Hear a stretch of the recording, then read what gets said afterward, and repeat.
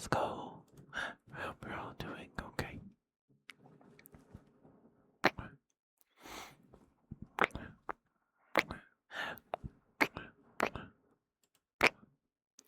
Hi, Omi. Congrats on getting first wear. How you doing? Hi, Dulo. Thank you for being here. That's a lot of Bulbasaurs. um, so, tonight might be a little scuffed. I don't know, a little different. Um, uh, I'm doing great. You got a Totodile. Nice. Um, so, uh, not really scuffed. Well, not scuffed like technically or technology wise. Maybe I don't know. Who knows what'll happen? um, but on Halloween, I won't be streaming on Halloween because I'm going to a pal's, uh, having a boys' night. My friend got their the Crooked Moon book in recently. The book Legends of Adventures put out. You got the deluxe edition, so you got a bunch of dice and battle maps and stuff. So we're gonna do a Crooked Moon one shot thing. Maybe it'll be, I don't know, a campaign if we play it semi often. I don't know. Who knows? um, so we're gonna make a character tonight. I already did the fun part. I already rolled my stats, or my pool of stats. I already know what I want to do. So it's been like an hour and a half, a little over an hour, figuring that out. My friend sent me some screenshots of some PDFs, some digital books he's got, because they're too big to send over Discord.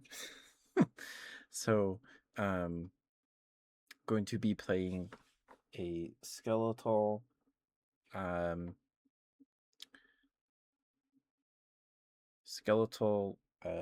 Twilight Domain cleric. That's what I want to do. I was going to do Grave Domain because I was flipping through one of the books. I asked my brother if I could borrow his books, and he just handed me a stack of them. I was thumbing through Xenothar's Guide to Everything. I think that's that one. And that one has the Grave Domain cleric. Whatever book has the Grave Domain. I saw it in the index, or whatever it's called, the directory in the front of the book. Contents. It's like, oh, Grave. I go and look at it, and Grave clerics apparently, they really like the cycle of life and death, and they hate undead because undead are unnatural aberrations or whatever on this cycle of life and death. So they hate all undead.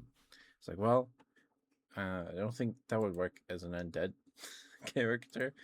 So, you sent me a couple racial featured pages here from some PDFs. There's one called the Dracolich Born. You're just Dragonborn, but you're a Dracolich. You're an undead Dragonborn. Then there's the Risen, which is just a skeleton man, but you can be any skeleton you want. It's there's doesn't seem like there's a bunch of restrictions on it. I need to read or this PDF. I guess we'll do that tonight. Hi, Crit. How are you, sweet? How you doing? Mwah. Just heads up, the ad break is coming up in about 40 seconds. A Draugr. I want to be a skeleton man. I want to be a skeleton man. You're doing good. That's good to hear. Good to hear. So, my friend asked about it in our group Discord today. I was like, oh, I have a level 1 skeleton wizard that I made years ago. Because I wanted to. Sorry, I'm gonna go into this story, but the ad break starts in seconds. Let me know if you get hit with the ads, and I'll pick up the story after the ad break if I remember. So you're wondering, yeah, I could probably find something like that, but I just want to be bare bones skeleton man. I don't want any flesh. um, but yeah, if I could, if I'm sure if I found a Draugr, um, uh, stat block or whatever, my friend would be fine with it. Um,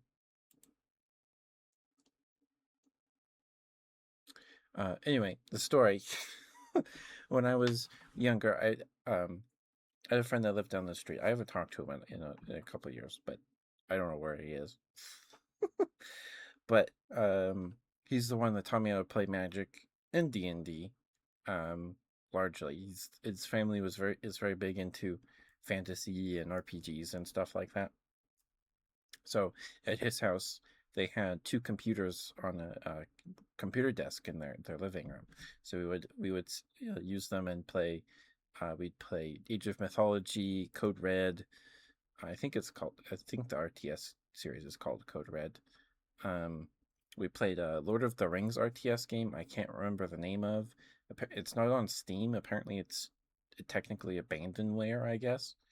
Um, and we would play Neverwinter Nights. I don't remember which Neverwinter Nights.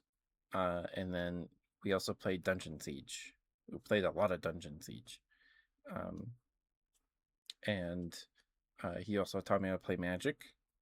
And he DM'd a game of 3.5 for us and a group of neighborhood kids from our church congregation who also live in the neighborhood. And then my brother, I guess that got my brother really into D&D, and so then my brother got 5th edition books and stuff. So I haven't played 3.5 in a very long time. I've mostly played 5th edition. Anyway, when we played Dungeon Siege, I guess they had mods or something, and one of the playable races was a skeleton in as an option. That's not in the Steam version of the game, so I think it's either DLC or they had mods installed. I don't know. It was cool. So I played as a skeleton, and I liked summoning things in the game, so I played as a spellcaster. My friend was a ranger or there might have been a fighter guy. I don't remember.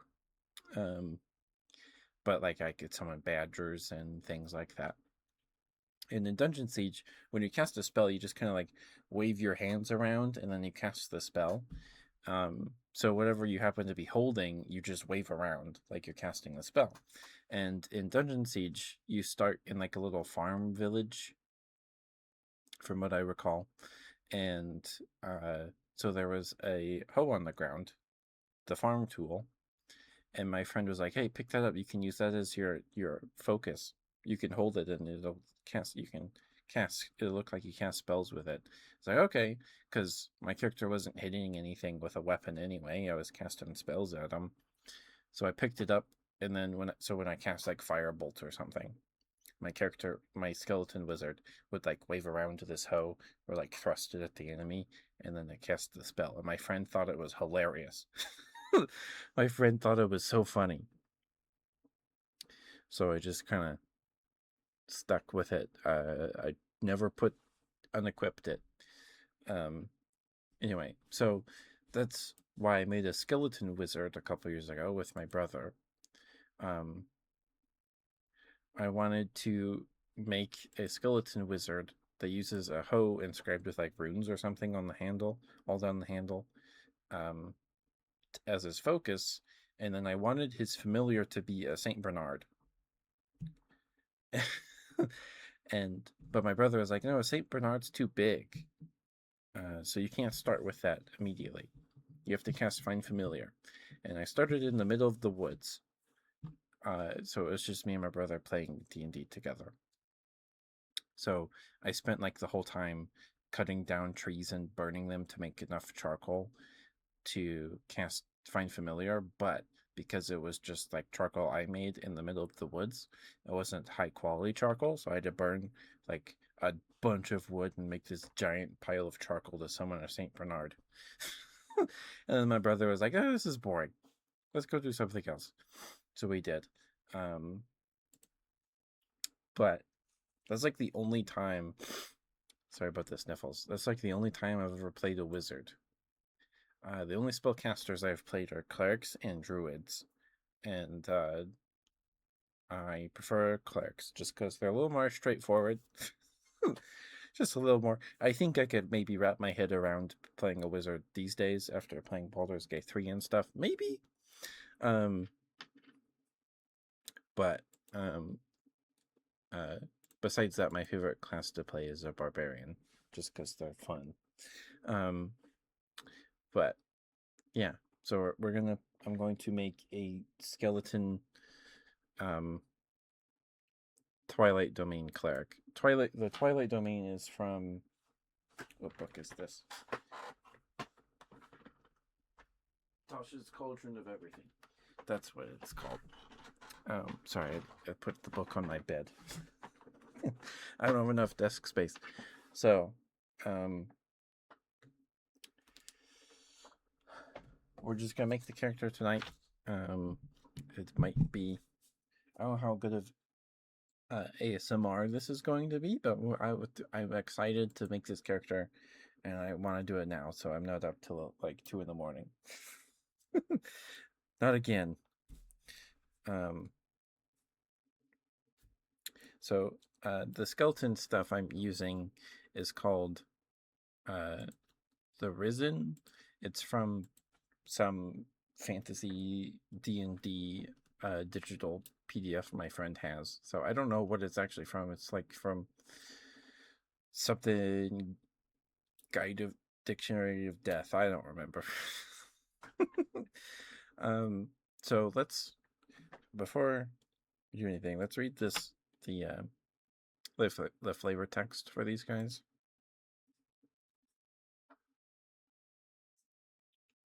And it has 2 sub races too. So we'll pick one of those. But we'll come back from the ad break, guys. Thank you for sticking with me. Thank you. Hi, Ninetail.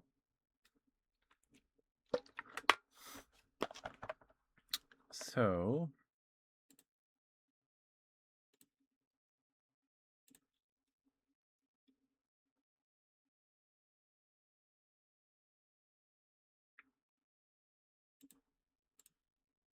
you're cold and tired? I'm sorry you're cold and tired, Ninetail. Hope you get some good rest tonight. Hope you get warm.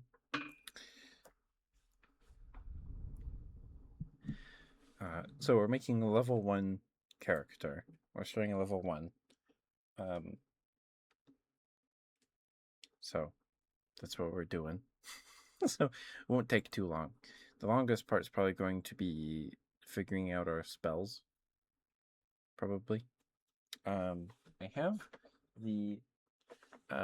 a box of the official cleric spell cards, and then I have a third-party set of druid spell cards. Okay, but we'll read this stuff. That'll help. I don't have all of it, it looks like, but I have the physical appearance.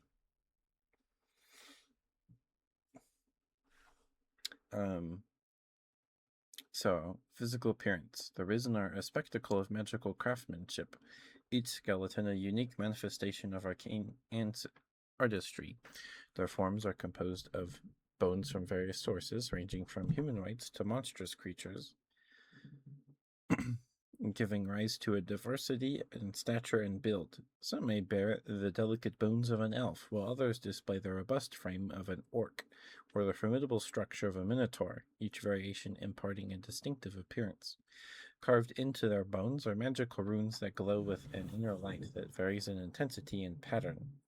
These inscriptions are more than mere marks. They are the core of a Risen's existence, binding the soul to the skeletal form. The bones themselves may have been marked by elemental forces that have left lingering effects, adding a subtle nuance to their appearance. Charred bones may emit a residual warmth, while those from aquatic origins retain a lustrous sea-like sheen. In place of traditional eyes, the Risen have glowing points of ethereal lights within their eye sockets. These lights vary in color, offering a glimpse into a soul's essence and adding to their already haunting presence. The Risen, with their diverse skeletal origins, glowing runes, and adaptive anatomy, stand as a testament to the limitless possibilities of arcane creation. When envisioning your Risen character, consider the following aspects that highlight their unique stature. Skeletal source, the origin of your bones, be it humanoid or monstrous, which shapes your size and physical appearance.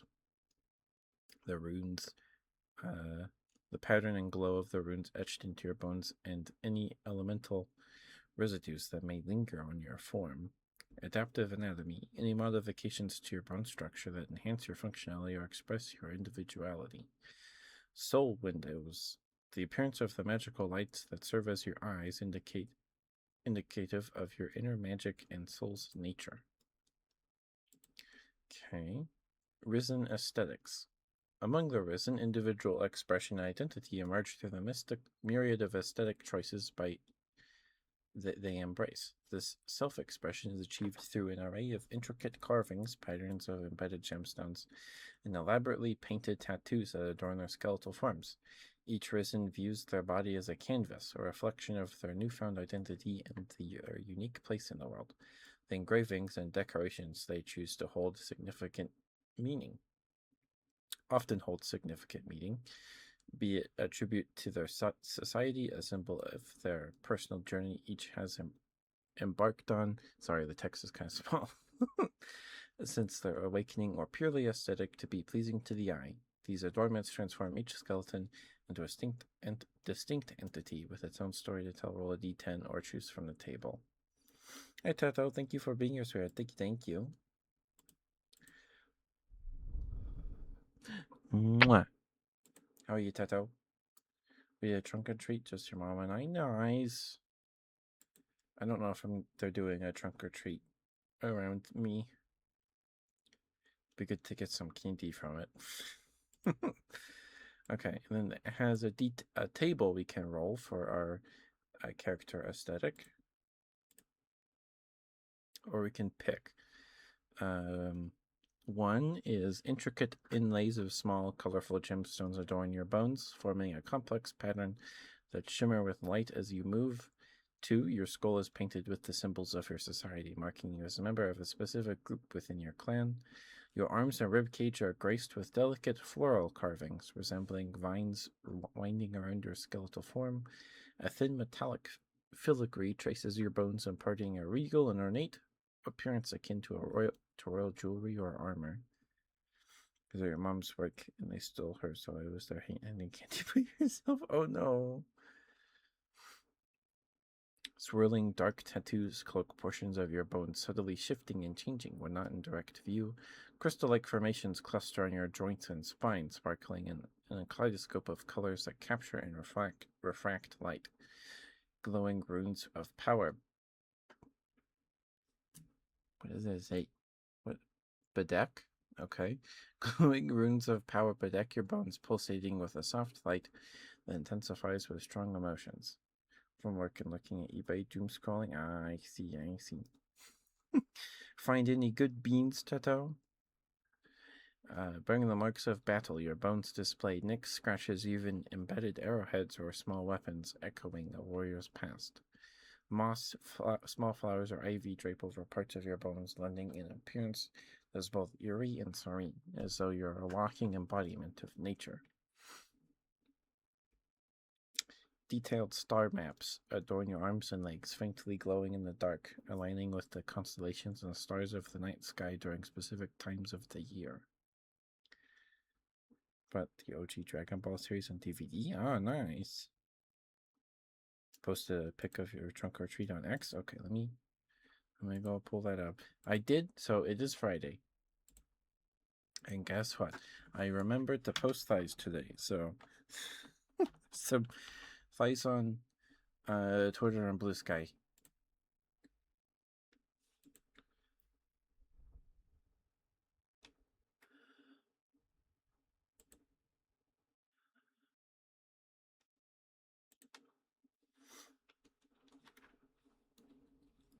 dressed up as a cow. Aww.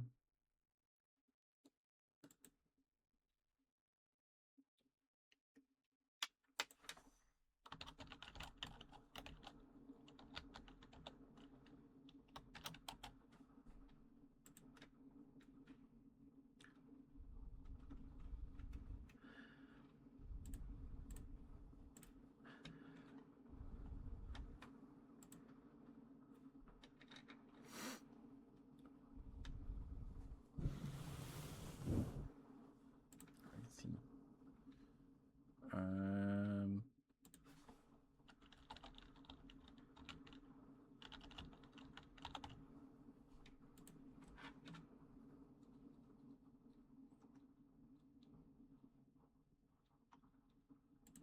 That's pretty cool. Never had our trunk that decorated.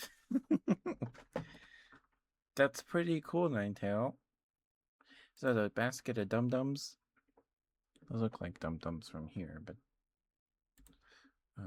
what do I know?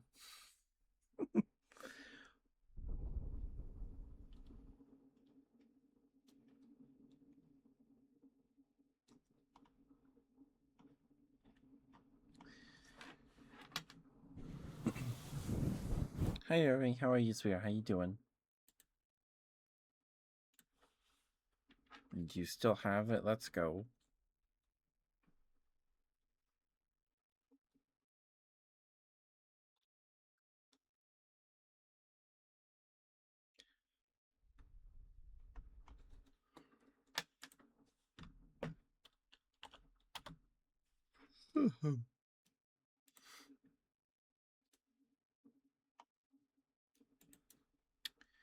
All right.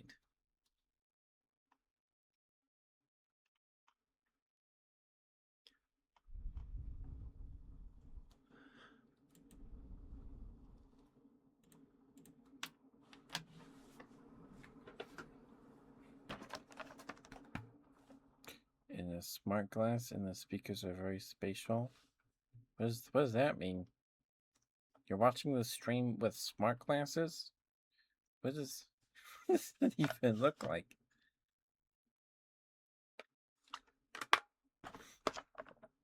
Oh.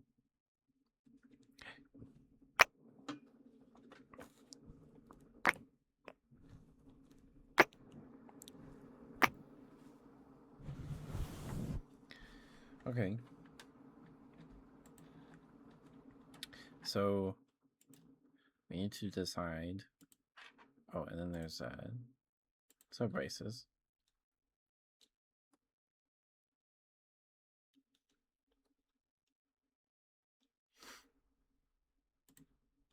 Don't lick me. The left to right, please. Okay, I can do that for a bit.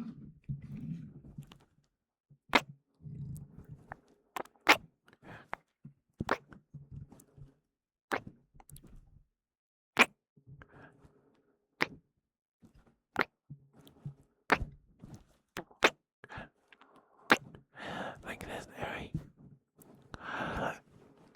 Sorry. Like this.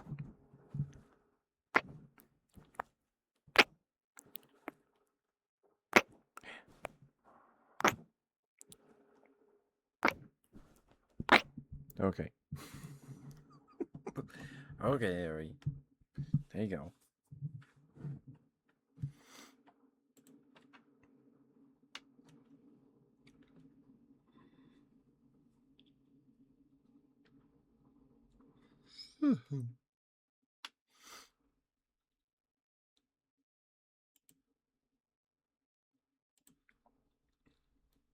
Then there's two sub braces. There's the Iron Bones, formidable warriors known for their enhanced durability and combat prowess.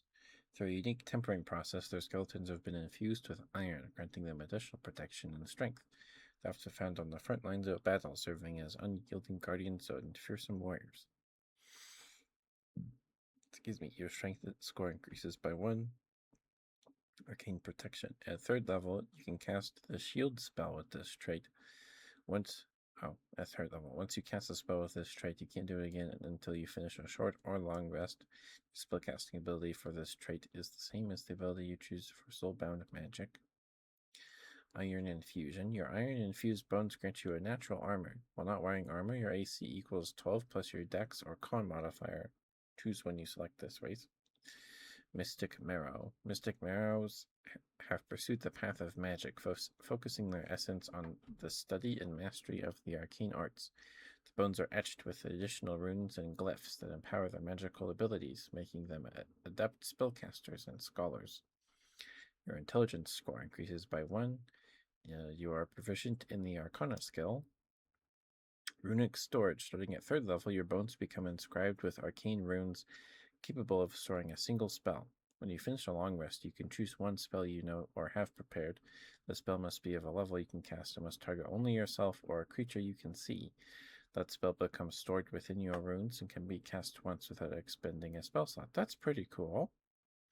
The stored spell remains until it is cast or until you finish another long rest. Maximum level of the spell you can store increases as you gain levels. At 3rd level, you can store a 1st level spell. At 7th level, you can store up to a 2nd level spell. At 11th level, you can store up to a 3rd level spell.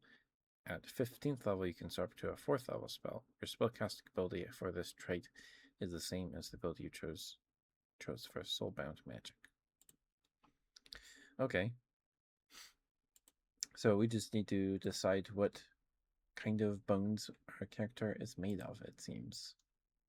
Do you got any cool ideas, Crid? I don't know. It seems there doesn't seem to be like a hard limit. Like you can only be like one guy's skeleton. It sounds like you can have bones from multiple places.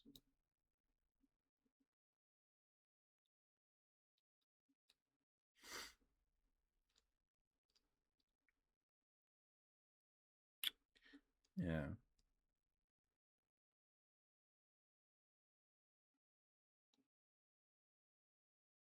Parents, runes, marked by elemental forces of the lingering effects. So, sorry, I might go into a little nerd rant here. So, I think it was an Edmontosaurus. I'm pretty sure it was an Edmontosaurus. They found an Edmontosaurus, that, I think it was most of the skeleton. Let me see. Edmontosaurus.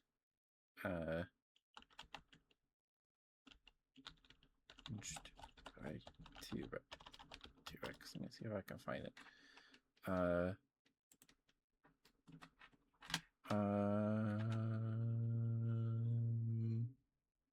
don't know. Anyway, they found a Edmontosaurus, and most of the skeleton was fairly clean, right? And then one arm, particularly the right shoulder, like the right arm, from up to the shoulder blade, had evidence of scavenging on it. So, what happened was the Edmontosaurus probably died on like a riverbank or something, and then got swiftly buried, mostly by soil or sediment and stuff, to where only the right arm was sticking out of the ground.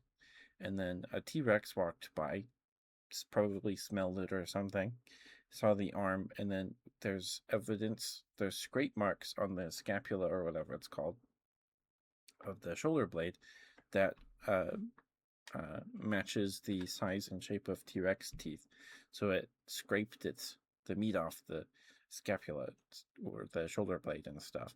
So that's I don't know, that's really cool. And then we have an Edmontosaurus tail vertebrae that has a T-Rex tooth embedded in it, like the bone. There was an attempt on this Edmontosaurus's life by a T-Rex. It survived, and the T-Rex lost a tooth that got embedded in the Edmontosaurus's vertebrae, and then the vertebrae healed over the bone, like when a tree heals over an axe, like the tree will grow and then swallow the axe, right? Just like that. But the bone, the tooth is inside the vertebrae. It's so cool. It's so cool. It's really cool. Anyway, okay, that's neat. That's neat.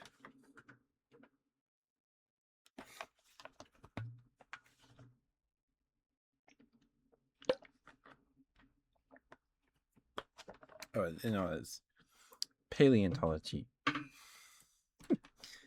Paleontology. But maybe we could do something like that.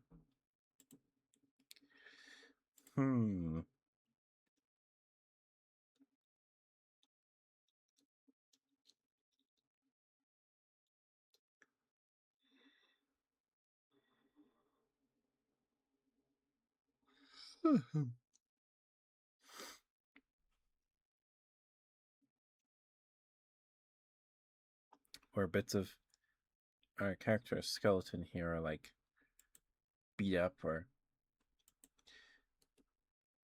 I don't know.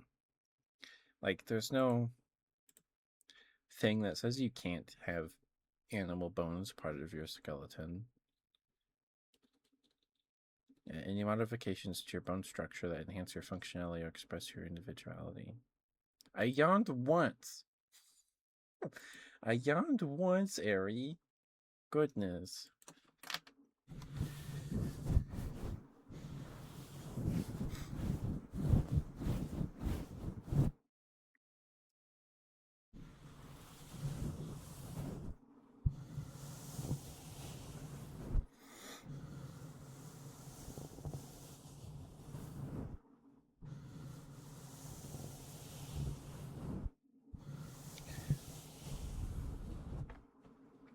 So, okay. Maybe we should come up with we should probably come up with our character's backstory. That'd probably help.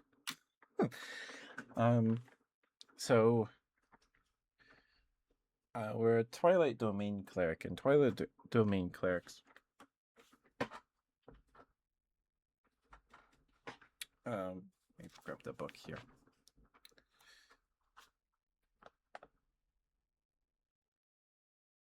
They essentially there's not a ton of flavor text about them here.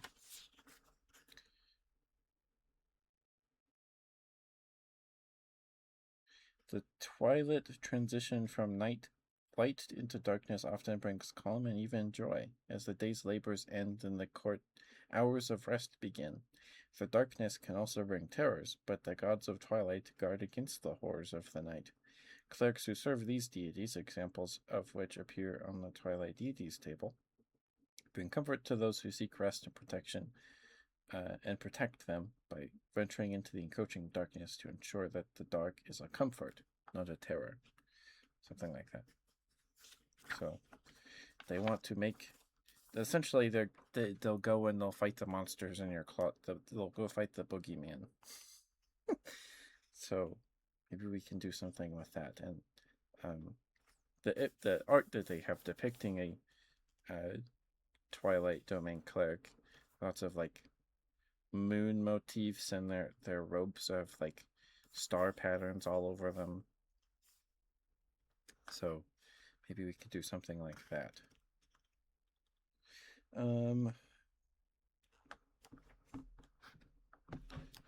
So when I think of midnight or twilight, an animal that comes to mind are like maybe owls, and well, not crickets come to mind too, and fireflies, but they don't have a skeleton. Excuse me, sorry.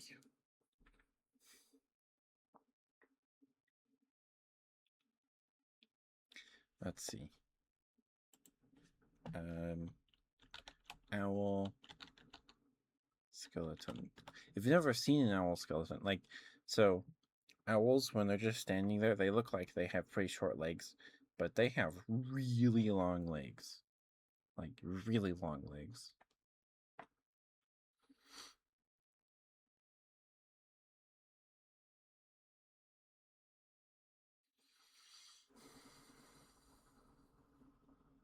So we could give our character like big, like, owl wings on our back. They wouldn't let us fly or anything because there's no feathers.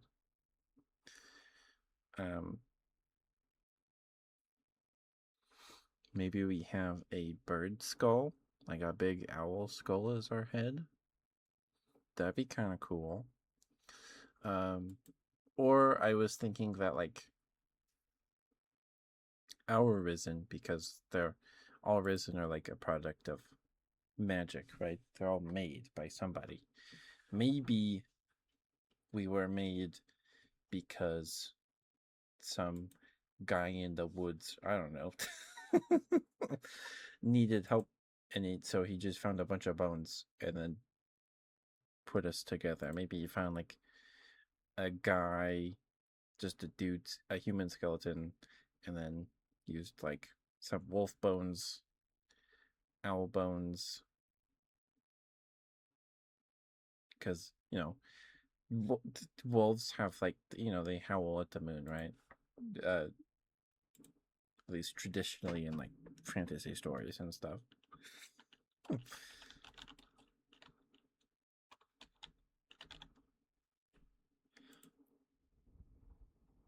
No, they don't actually do that, but there's all those graphic T-shirts with like the the wolves in front of a moon and things. So maybe.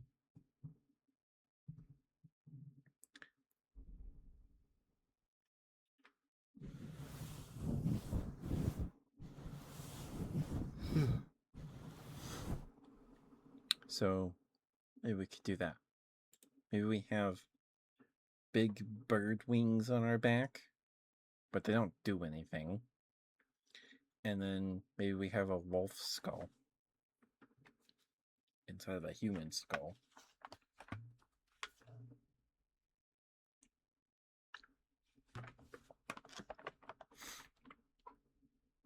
And then,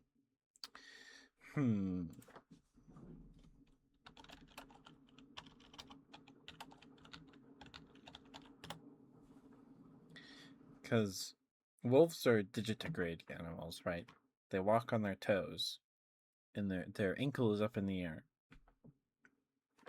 Our whole foot is on the floor, touches the ground. We don't walk on our toes. I mean, unless you're tiptoeing. But we plant our whole foot on the ground.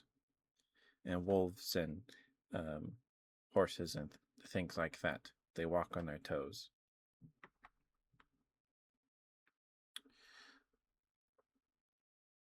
So maybe we have digitigrade legs. I don't know, I'm having fun.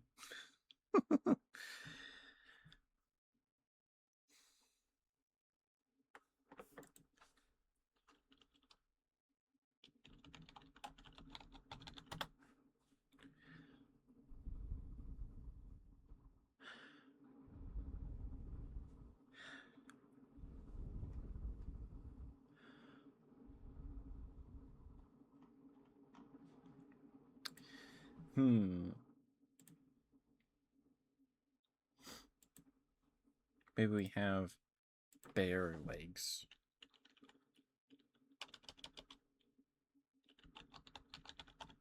Skeleton. Yeah, because the wolf legs, the hanged legs, aren't, I don't think those would work very well for walking upright. So maybe we walk on like the arms of a bear. We have those as feet because they're longer.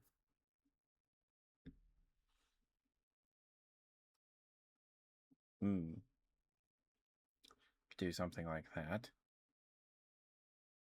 I don't know. Because bears do have hind legs and can walk upright. As that classic meme of that bear walking past the bus.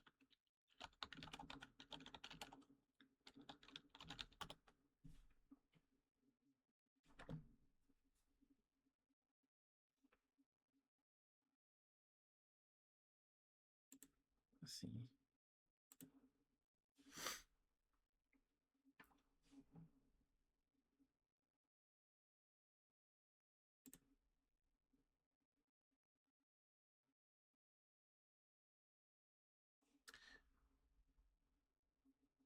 We would be a pretty squat person. We would not be very tall if we used bare hind legs. Let's see. How long are a brown bear's legs?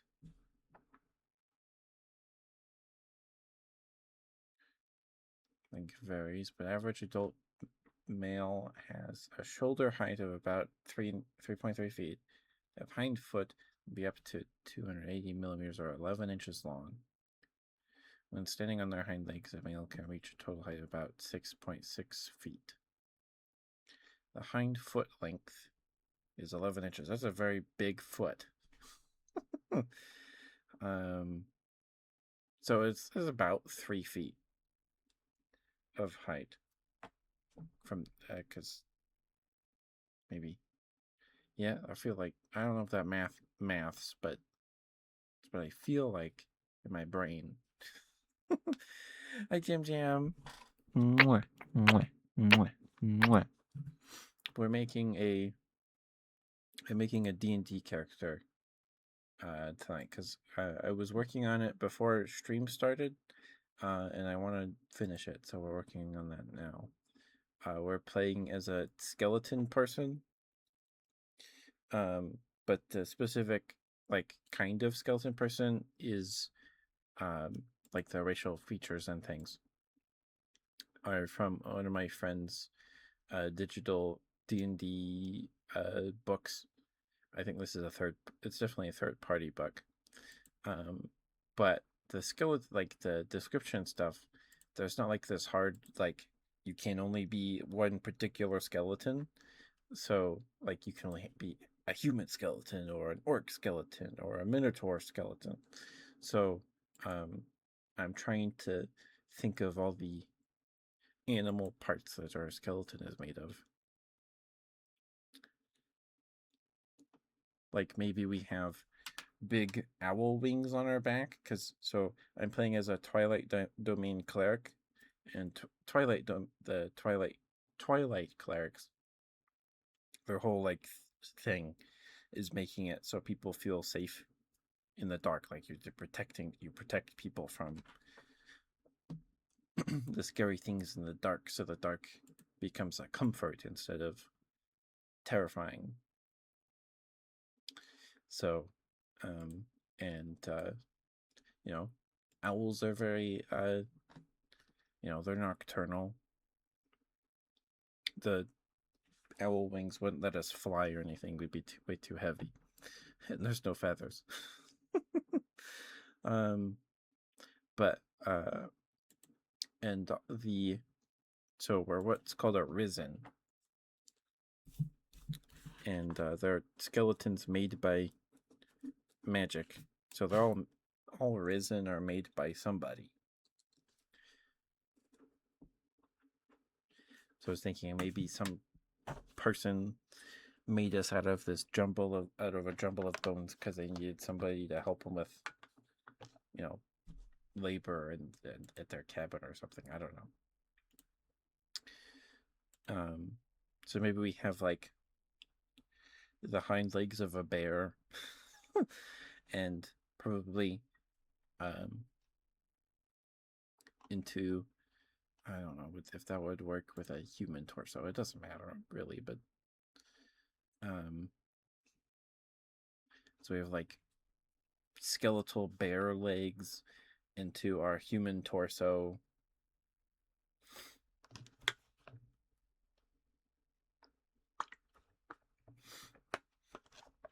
Then we have owl wings attached to our spine.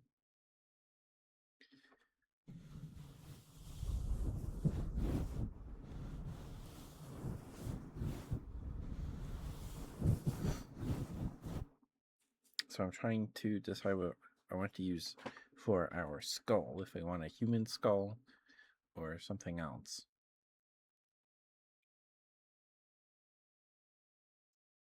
Like a big human skull.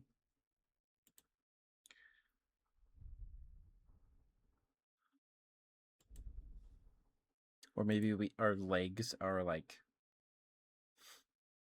the front arms, like the arms of a bear, because those are longer than the hind legs. You're walking on the front paws of a bear.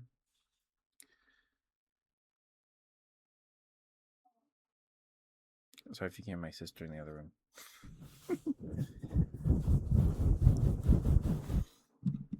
Excuse me, sorry.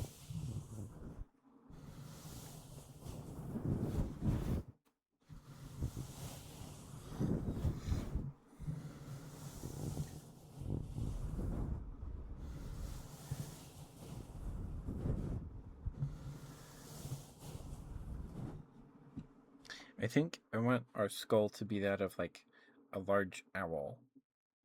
Like an owl skull roughly the size of a human skull. Because it's fantasy. Like there's suspension of disbelief, right? Right?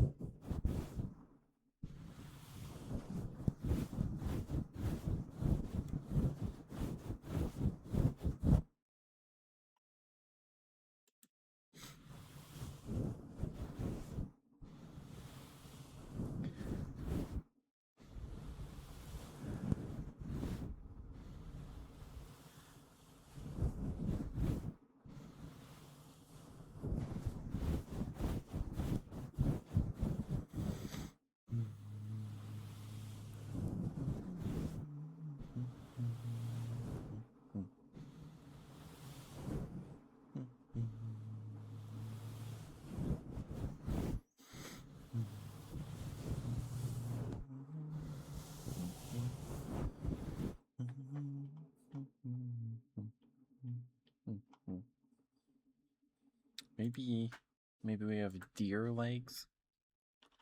Maybe. Because those clop, clop, clop, clop, clop. Maybe. Deer skeleton.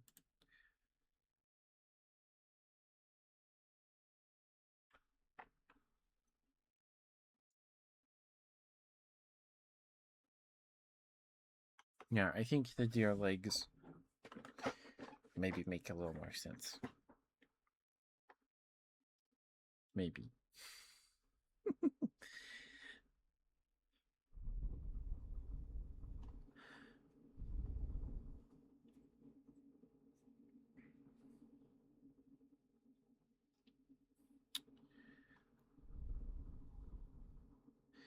There, there's not too many bipedal animals out there, huh? Well, I guess there's birds. Maybe, well, I don't know if bird legs would work, because they, we could have owl feet, owl legs.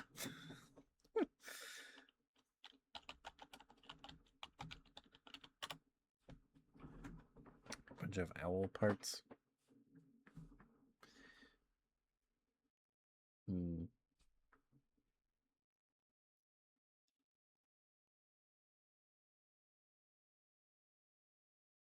So be pretty squat. Maybe we have human legs with big owl feet.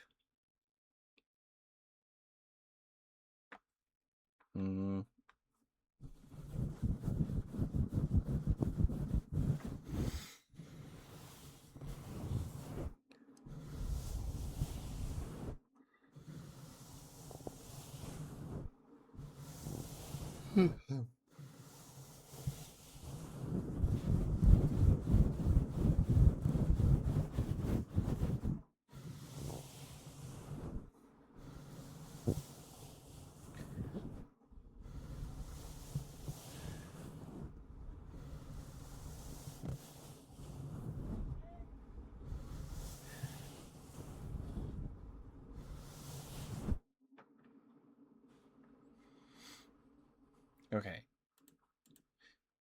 I kind of like the idea that we have. Okay, we'll have human legs just because it's probably easier. We have like this big owl skull as our head,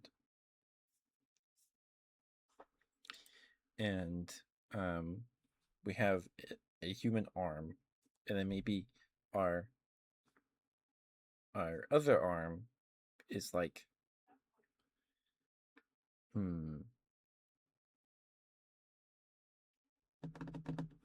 me see.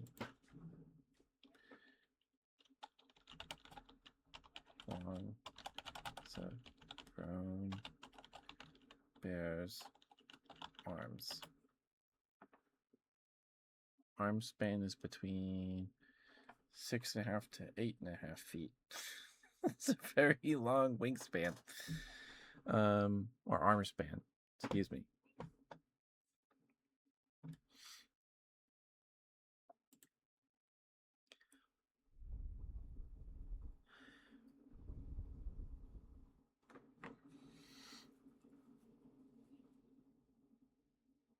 Yeah, that's a pretty long arm. It's a pretty long arm.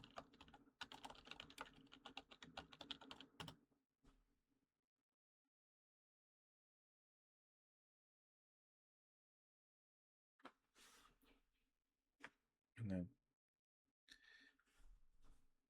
okay, hold on. Are brown bear hands pronated? Have a very limited ability to pronate their forearms, especially compared to humans. A bear's proximally pronated position is essentially its normal position with its paws flat on the ground. Oh. Limited rotation. Adult brown and polar bears have a restricted range of pronation, inward rotation, and supination, outward rotation. This contrasts with species like the Asiatic black bear, which can rotate its forearms more efficiently for climbing trees. The bear's minimal forearm rotation is an adaptation for its size, weight, and primary mode of locomotion as a large terrestrial animal. The anatomy is built for powerful plantigrade flat foot movement rather than fine rotary manipulation. That makes sense. I still think it would be cool to have a bear paw as one of our hands. I think that would be fun.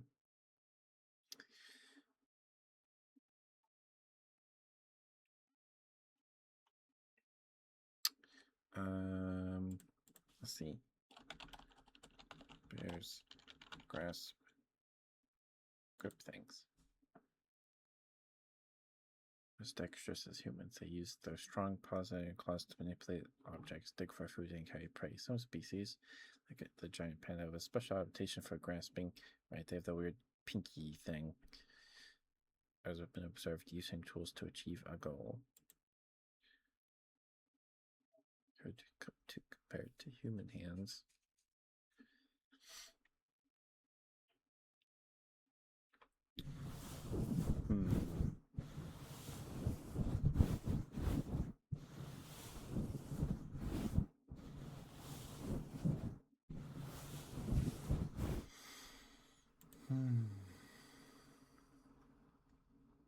Maybe we just have one of our hands has like the digits are like bare fingers.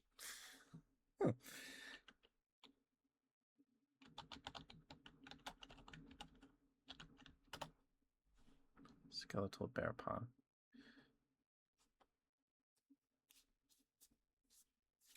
I don't know how that will work. Maybe we have.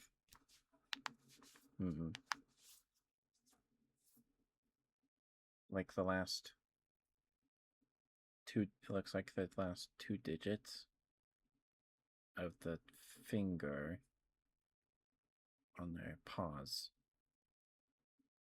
Yeah. I don't know if they can flex the third digit. The one that connects to the palm. I don't know.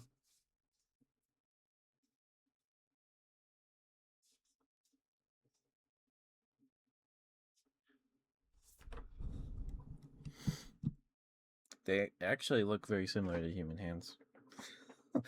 They really do.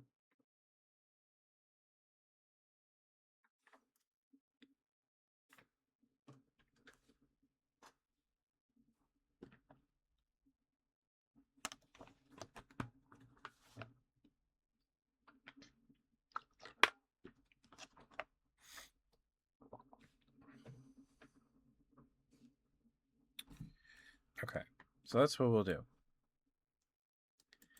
I guess. One of our hands is going to have finger bones from a bear paw. Our head is going to be that of a large owl. We're going to have the large owl wings attached to our spine. They don't actually let us fly or anything like that. And that's probably enough, right? Probably.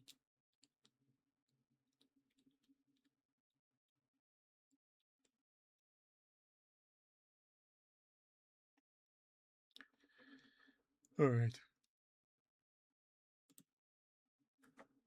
Let me write that down so I don't forget.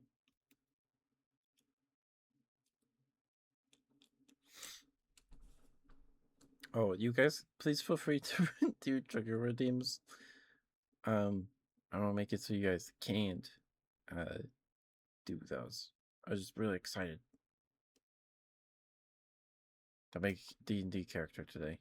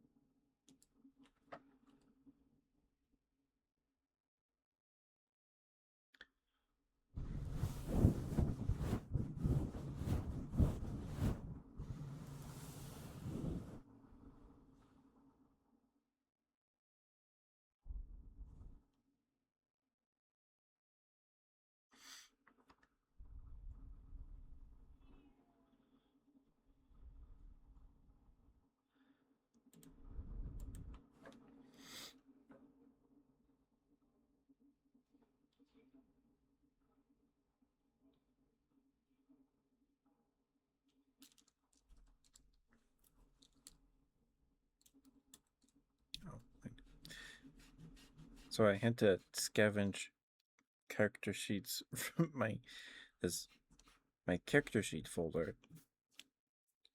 and I found there's this character in there that I don't even remember naming. My handwriting's so bad I can't even read the name. So yeah.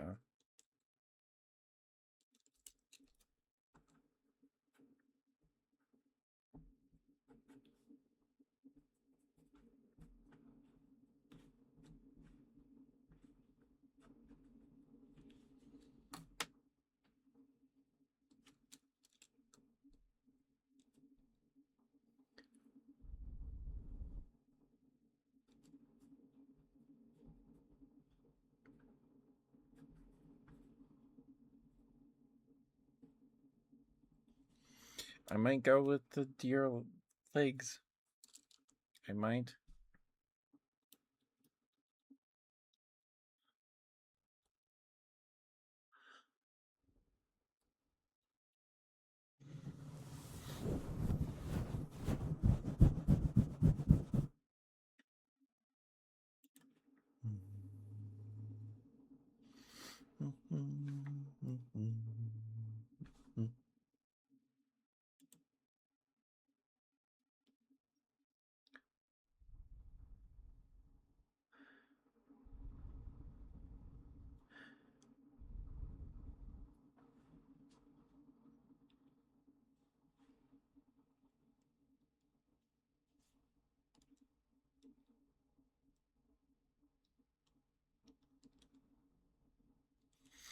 Okay. Now we need to come up with a name. We need to come up with a name. So, what are some species of owl? Let's see.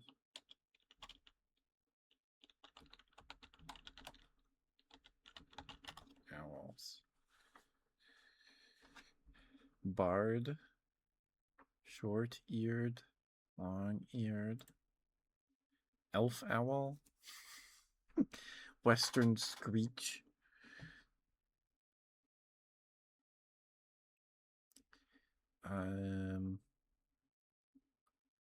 ferruginous pygmy owl,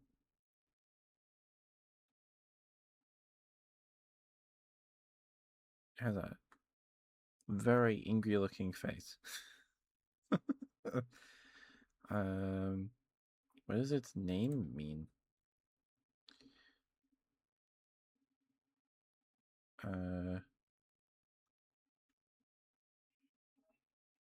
What does ferruginous mean?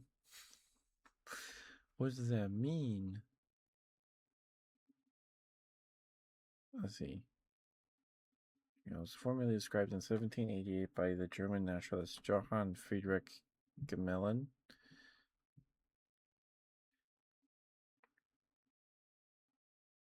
In his revised and expanded edition of Carl Linnaeus Systema Naturae, he placed it with all the other owls in the genus Strix and coined the binomial name Strix brasiliana. Although not cited directly, Gmelin's description was ultimately based on the Gabior, I don't know how to say that word, that had been described in 1648 by the German naturalist George Markgrave in his Historia Naturalis Brasiliae. The Ferruginous,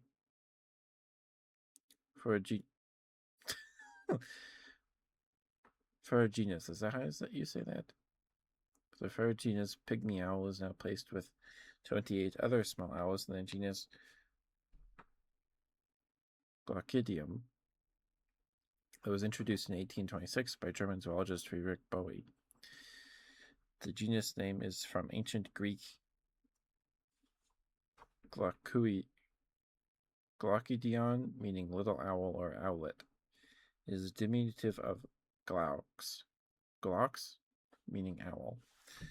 That works. Glaucs works for me. Glaucidion. Glaucidion doesn't. It sounds okay too, I suppose. That means a little owl. Or Glaucs just means owl. Okay. Glaucidion sounds fancier to me. So we're gonna go with that. Should I spell this right?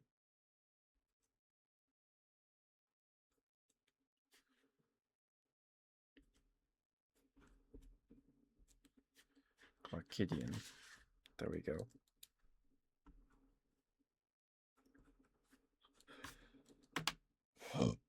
Excuse me. Sorry. Goodness gracious. Okay, so we have our name. Okay.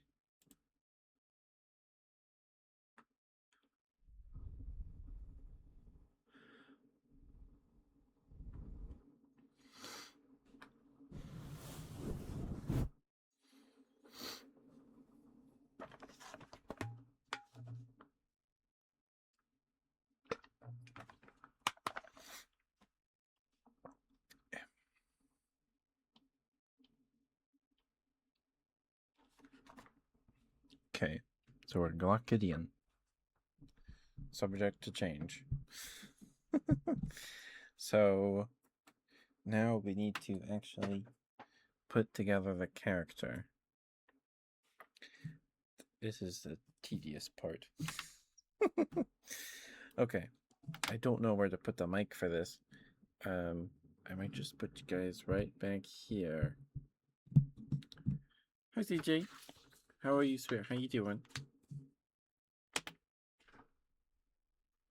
All right. put the book right here. So we're just making level 1 character, so we need to roll our hit points though. So okay. Let's do it. We're making a D&D character. Because my friend, one of my pals, got the deluxe version of the Crooked Moon book, the book by the Legend of Evantris guys, and so we're going to play that on Halloween, maybe, probably, but we'll see. Otherwise, we'll probably just play video games. But we need to roll. We need to stat our character. You like him? Yeah. So we're I'm playing a Twilight Domain cleric. I'm playing as a Risen, which is a skeleton race. One of my friends' fantasy tabletop D&D digital PDF books. So, where our character is named Glaucidian, which is Greek for, according to Wikipedia, is Greek for little owl or owlet. And our character was made by some crazy guy in the woods. We're still working on that. But our skeleton, the racial description and stuff in this, the screenshots my friend sent me are pretty lax. They're not like, you have to be one specific skeleton and nothing else. So my character has their skull is a big owl skull, and then they have skeletal owl wings on their back. They don't let them fly or anything because they're made of bone. There's no feathers. But we're going with that. And so yeah, now we have to set our character. I already rolled my stats. I already rolled them. Besides my HP and stuff, I rolled my base stats.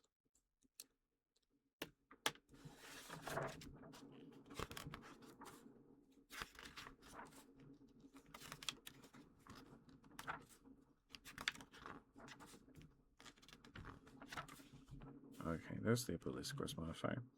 So we're a cleric, so we want good wisdom. I rolled a 10, 8, 11, 14, 13, and a 16. So we want to put our 16 in wisdom.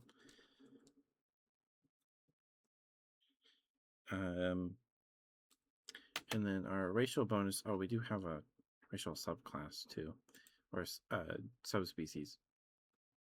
Subrace, whatever they're called. Welcome back from the ad break, guys. Thank you for sticking with me. Thank you.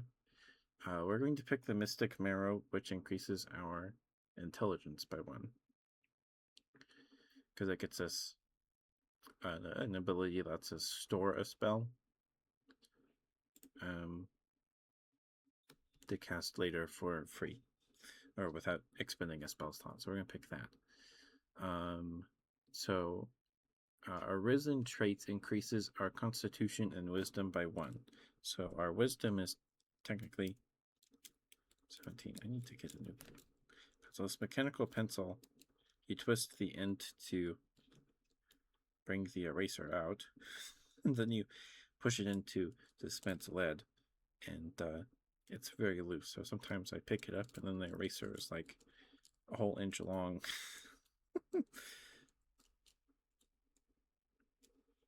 Come on. There we go. But it's good to see you today. Hope you had a good week. 17. And then our strength goes up by 1. I think I want to put maybe if we put our 14, actually it doesn't matter. If we put our 13 in strength, or constitution, if we put our 13 in Constitution. They'll put it up to a 14, getting us the +2 instead of a +1. That seems better to me. That seems smarter. It's okay. That's good to hear, CJ. That's good to hear. So let's do that. So our Constitution is 14, which gets us a +2. 17 is +3. And Constitution. Whoops. 15. It's 14. That is a +2 to our Constitution. We want to be, as our campaign starts, we're doing a one-shot kind of thing on Halloween. We're getting together on Halloween. We usually do. Every year we get together and do something on Halloween. And my friend's book that he ordered happened to come last week or earlier this week. So we're going to play it.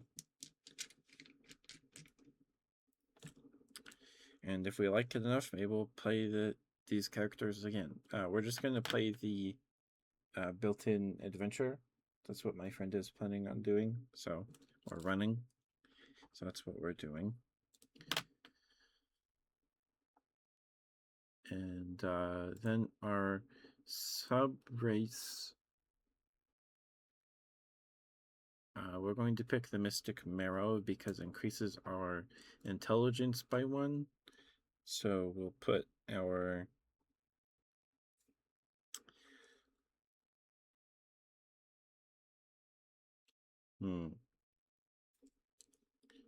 we could put an 11 into intelligence, making it a 12. So it'd be a +1. And then save our 14 for strength, maybe? Because we might be doing physical attacks when we run out of spells at level 1. So, spell slots. I think we'll put an 11 in our intelligence, making it a 12. Which will give us a +1 bonus to intelligence rolls. And then our sub-race gives us a proficiency with Arcana.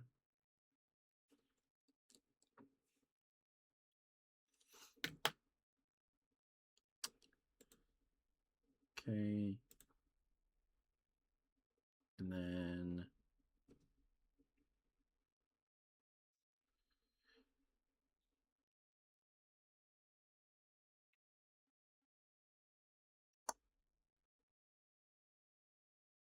yeah, that's all of our stat bonuses.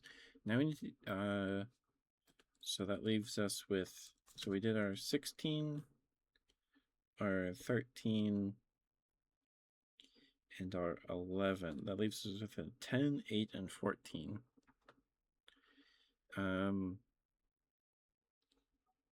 We're gonna want what armor is a cleric proficient with? Light armor, medium armor, and shields. So we might want a high dex for our teleport AC.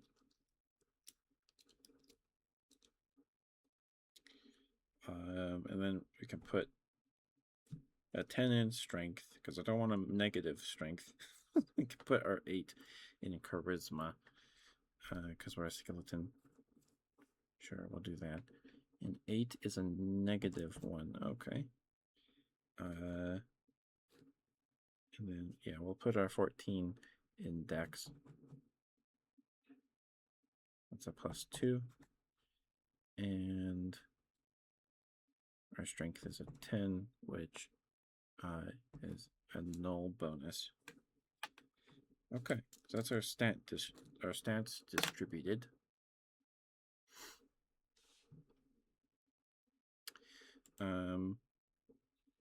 Okay. So now we have that done. Sorry if that was loud.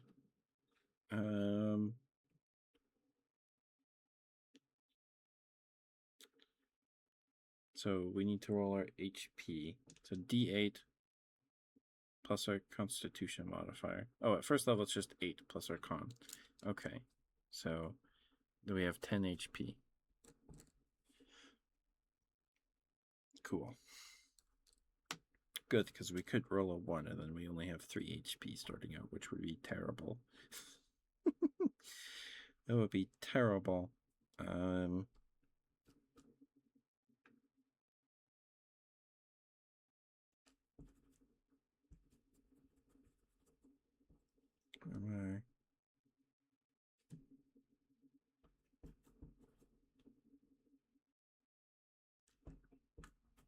Shields, weapons, simple.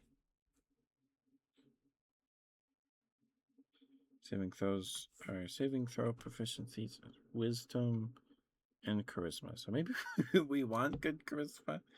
We have a proficient with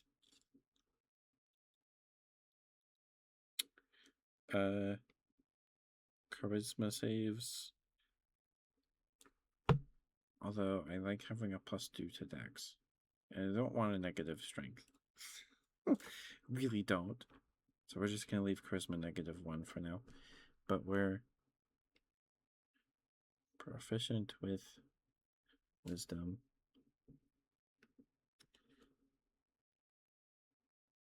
And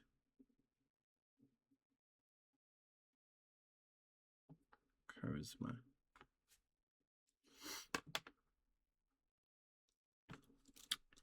Okay. We start with the following equipment. I think we'll take a mace. I'd rather have a mace over a warhammer. Mace.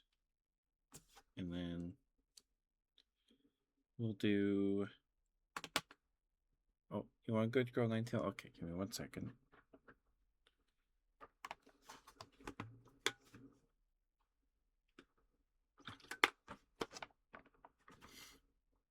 Take a gun? I don't want it. I don't want it.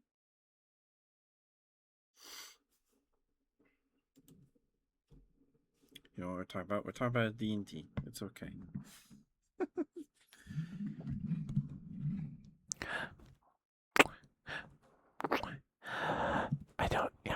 I'm not sure how good of ASMR this is. Good girl, Ninetale.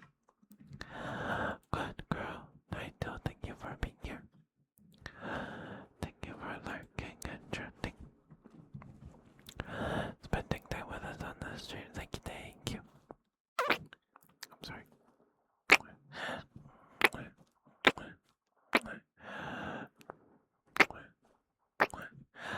Ninetale, you worked very, very hard this week. And I'm very, very proud of you. You're a very good girl.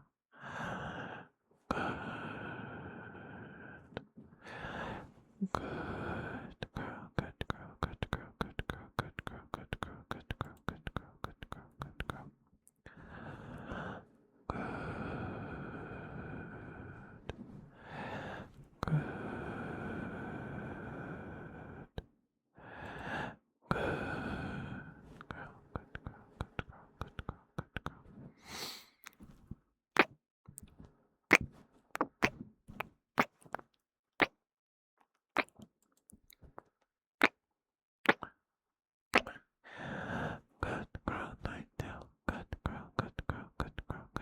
good girl. Ninetale, thank you for being here. Thank you for lurking and chatting. Spending time with us on the stream. Thank you. It's always good to see you, Ninetale. Always good to see you.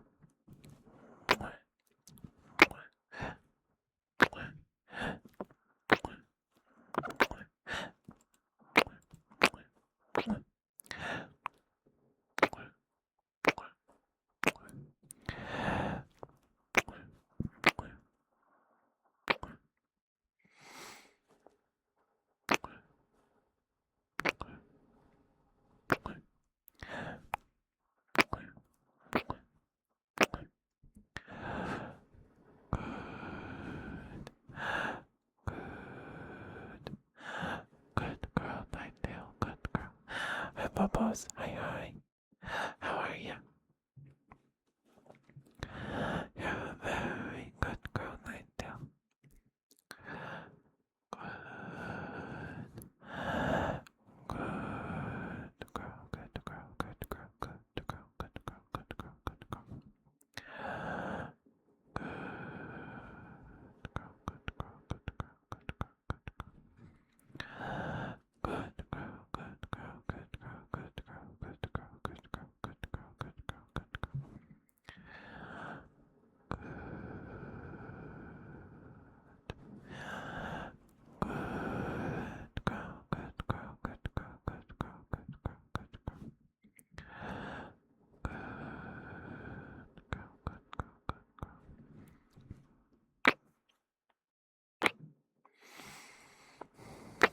Hi, Zucos. Hi.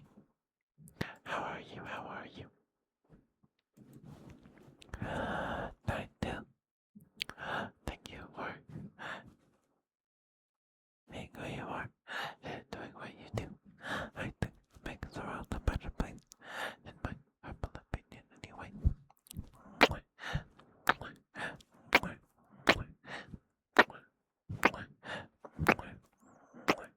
Good girl, Ninetale. Good girl.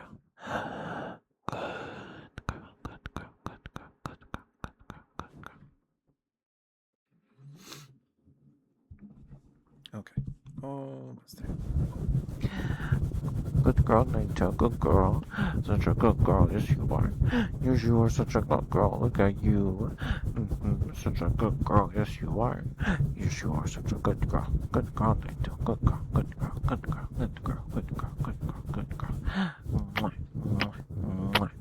Good girl, Ninetale. Good girl. Good girl. Good girl. Good girl. Good girl. Mwah, mwah, mwah, mwah. Okay. Thank you, Ninetale. Thank you for the redeem swear. Thank you. Hopefully that was alright for you. Hi, Zucros. Hi, Phobos. How are you, Phobos? How are you, Zucros? There we go. Please go follow Sucrose. Please. She's awesome. She's very sweet. She does ASMR on Sundays, and she plays lots of retro style games and fighting games. Mostly Grand Blue. Trying to resist the urge to get back on Grand Blue. I see. But please go give her a follow if you know already. I'm sure if you're here, you're already following her. But go do it again. Do it anyway. Check. Make sure.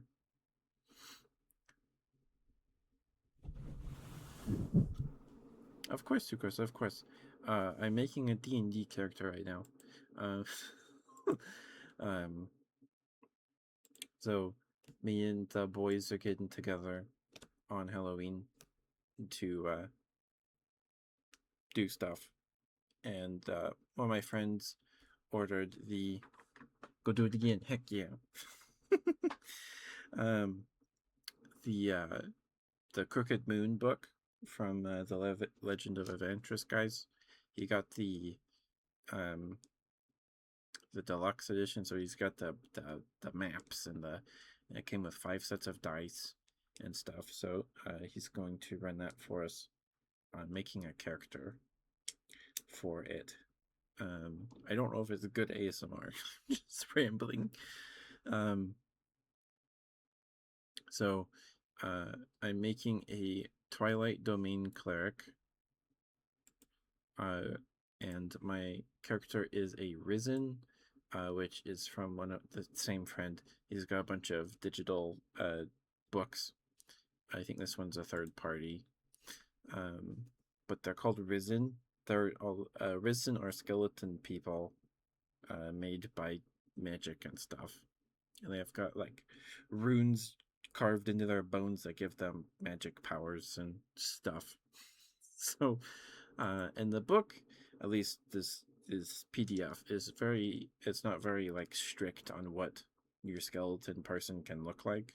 Like it's not like you have to be a human skeleton or an orc skeleton or anything like that. So I'm taking some creative liberties, and my character has the skull of a large owl, with some owl wings on his back that don't do anything because they're bones and there's no feathers. And maybe has the finger digits of a bear, so he's got claws on his hands. Maybe. I'm not sure about that one yet. And his name is Glaucidon. Glaucidon. Glaucidon.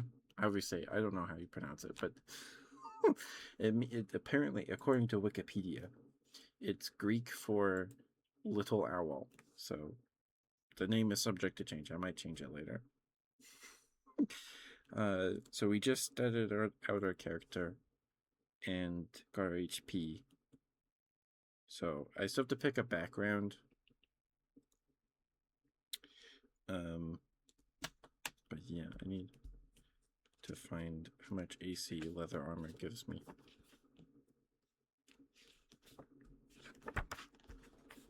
Equipment. Leather is 11 plus our dex modifier, so our AC is 13.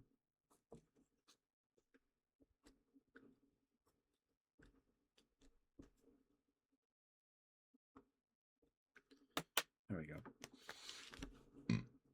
Excuse me, sorry. Goodness, sorry. Okay. But we're starting at level 1, so this shouldn't take too long. I mean, it's already been an hour and a half, and I definitely started doing this before stream, so it's been a while.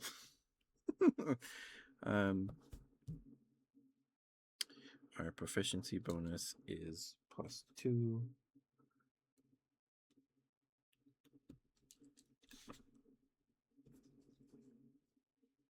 So our wisdom is a bonus of 5. That's pretty good. And our charisma bonus, because we have a -1, is just a bonus of +1. So cool. Take a while, yeah. Yep. I have this folder of a bunch of character sheets right here. And I was looking through it just to see if I had any blank character sheets I can use. I had to cannibalize one. But it's okay. The character I didn't even recognize or remember making this character that I erased from existence. And it's like, well, I already have a skeletal wizard man I made. And but I don't really know how to play wizard. I've only played clerics and druids. Those are the only spellcasters I've played. I have cleric spell cards and druid spell cards, but not wizard spell cards. That'd be a lot of cards. And just in case no one else plays a cleric, I'm playing one. So we'll be okay. We'll be okay. And I picked the Twilight Domain. The Twilight Domain is in Tasha's Cauldron of Everything, or whatever it's called. Hold on. I keep putting that to say, oh, it's the D&D book. It says something everything. But Tasha's Cauldron of Everything isn't the actual name of the book. So, in Twilight Clerics, they don't get like a bunch of stuff. I thought about going with the Grave Domain, but Grave Domain clerics hate undead, so I don't know if that'd be a very good idea to play an undead. I'd hate myself. It's too edgy for me. Too edgy for me. But Twilight's pretty cool. Twilight clerics are like all about protecting people from things in the dark, and they want to make the dark a comfort instead of a thing to be scared of. So that's kind of cool. And the domain at level 1 lets me see 300 feet in the dark. And in low light, my vision in low light is that of bright light. Tall shoes, yeah. So it gives me 300 feet of dark vision, which is a lot. That's so much dark vision. And then I get to give someone a blessing that gives them advantage on their next, that they can expend on their next initiative roll to give them advantage on their initiative roll. And then my domain spells are Fairy Fire and Sleep at level 1. So they're not super OP at level 1, which I think is perfectly fine, because there's going to be a lot of character players. There's going to be a lot of player characters. Probably. Because there's at least me, my brother, maybe if he doesn't have plans, my friend and his wife, and then maybe 2 other people. At least 2 other people, probably. So that's 6, which is a lot of player characters. So, yeah. I don't know how much a level 1 cleric is going to be able to do with 6 player characters. But we'll see. We'll see how this goes. So we have that, and then we'll take a... Do I want a light crossbow and 20 bolts? Sure. Crossbow. 20 bolts. Priest pack or an explorer's pack. What is in those? I never remember what are in the...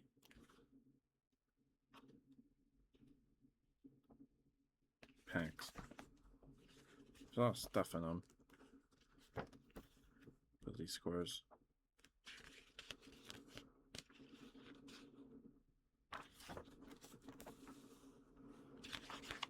They're right here somewhere.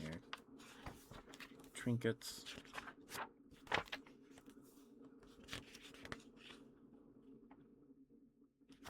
That's multi-classing. I go too far, or not far enough. Oh, here we go. Priest pack has a backpack, blanket, 10 candles, a tinder box, alms box, 2 blocks of incense, a censer, vestments, 2 days of rations, and a water skin. And then explorer's pack has a backpack, bedroll, mess kit, tinder box, 10 torches, 10 days of rations, and a water skin. Pack also has 50 feet of hempen rope strapped to the side of it. That sounds better to me. That sounds better to me. We'll take an explorer's pack.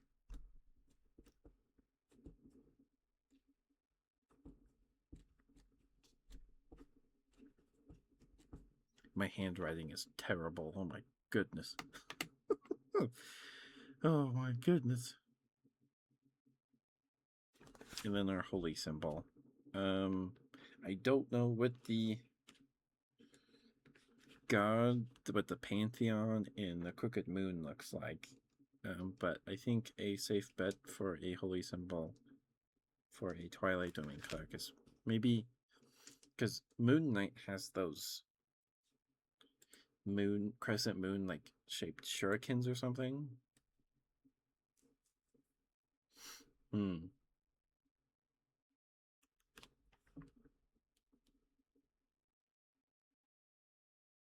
Let's see.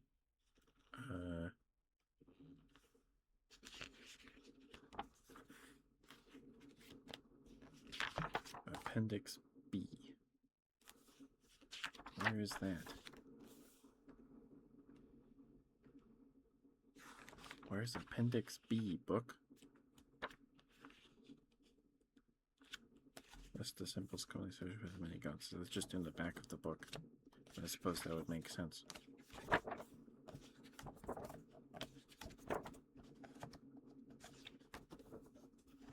yeah, that's Appendix B.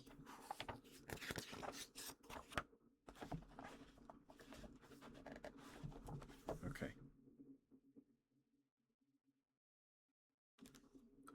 good.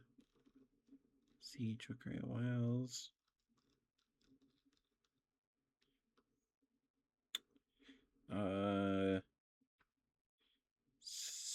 Sahane, Moonbow, Elf Goddess of the Moon, is a crest that symbols the crescent moon. Okay, that works. That works. Is she evil? She's chaotic. Good. Okay. Not that I don't really care about alignment. It's kind of stupid. But okay, your symbol is a crescent moon. Oh, and we get a shield.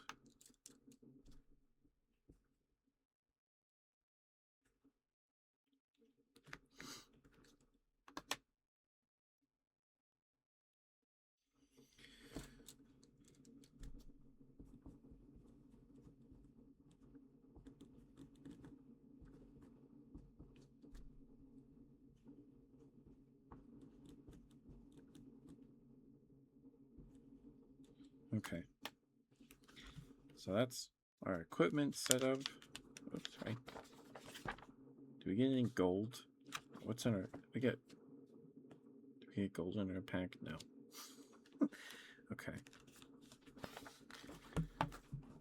So we get spell casting. We get... Oh, right. We need to figure out what our spell save DC is. Spellcasting ability is Wisdom. And our spell save DC is 8 plus our proficiency bonus, which is 2, so 10. And then our Wisdom modifier is +3, so our spell save DC is 13. I feel like that's okay. That's pretty good. Spell attack modifiers are proficiency bonus plus our Wisdom modifier, so that's 5. I'll take that. So we get... oh, right, that was my spell sheet right here. We get, as a level 1 cleric, we get 3 cantrips. And then we get 2 spell slots. And then the number of spells we get to learn,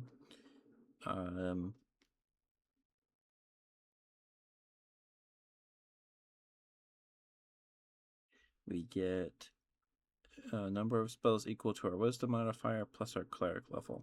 So we get to pick 4 spells. I don't know if that's good. I think that's okay. It could be better if we rolled as an 18. We get to pick 5 spells. So 4 is pretty good. That's pretty good. So our domain gets us Fairy Fire and Sleep. Let me go see if those are... oh, we need to pick a background. We need to pick a background. Hermit is probably best for us. Let's see. Criminal. Acolyte, maybe? That'll get us proficiency in insight and religion. Well.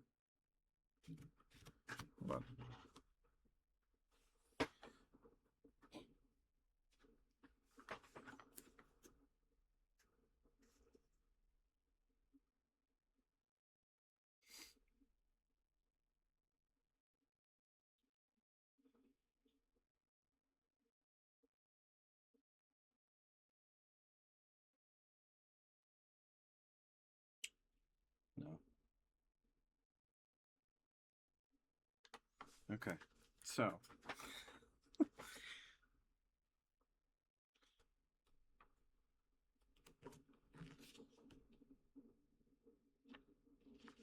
insight and religion, 2 languages of our choice. We have 15 gold. Entertainer. Guild Artisan. I don't think I've ever played a character that has a Guild Artisan as the background. I think most of my characters are hermits or criminals. Outlander would work too, I guess.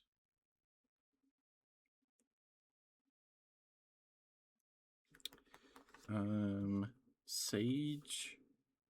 I already have proficiency in Arcana, so that would be not great because we're double dipping.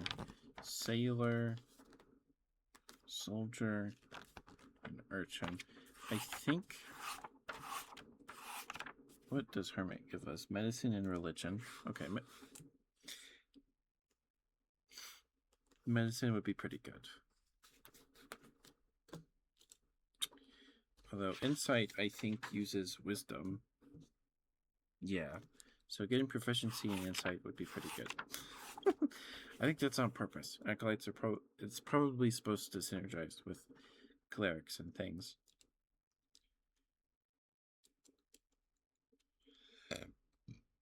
Excuse me. So we'll do an acolyte.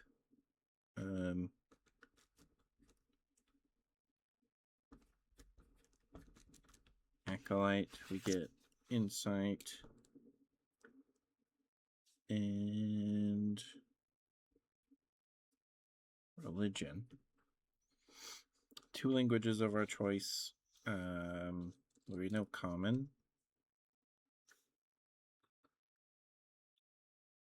Let's do,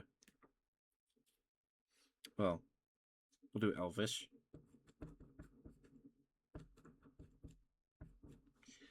And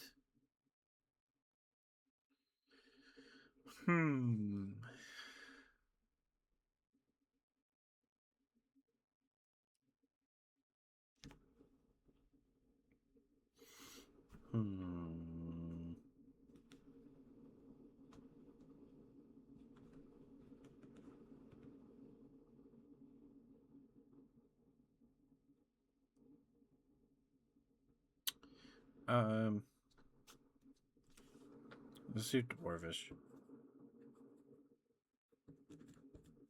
We'll do that. Why not? And then we get holy symbol, a prayer book, or prayer wheel.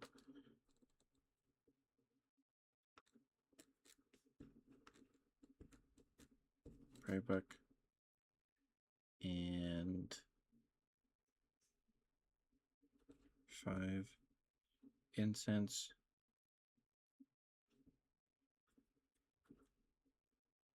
Vestments.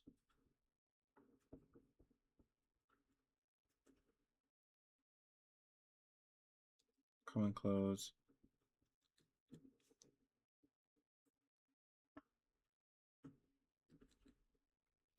And 15 gold.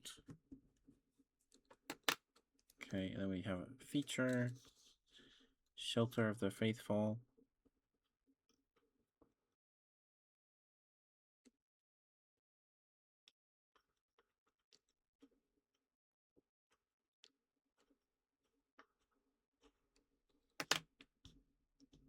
Okay.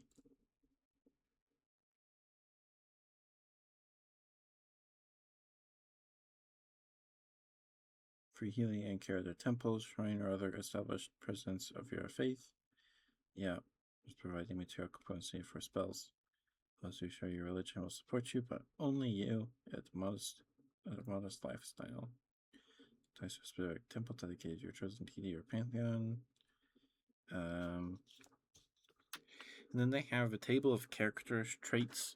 I might roll them just to get some idea of how I want to play my character.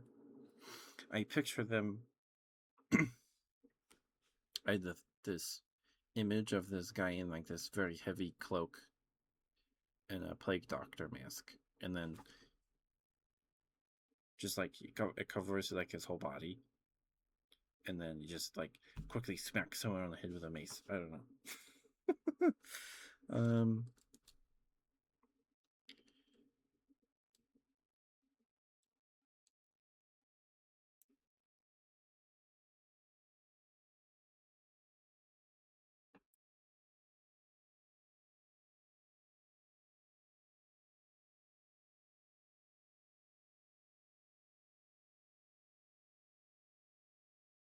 I don't know if any of these.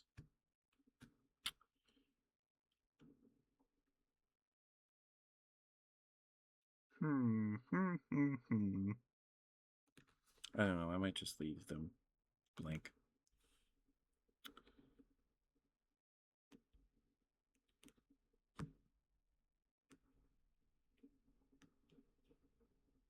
Yeah. And let that happen naturally. Or I'll think on it more. Okay, that's our background done. Okay. Now let's do spells, and then I guess we can do some shopping, because we have 15 gold. That's not a lot.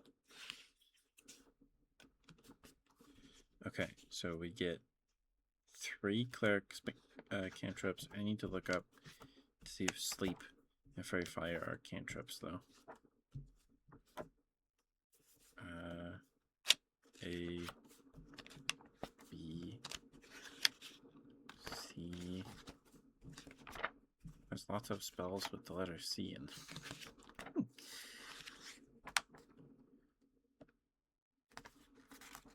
2, 4. Fairy fire is, it's a first level evocation. Alright, so fairy fire.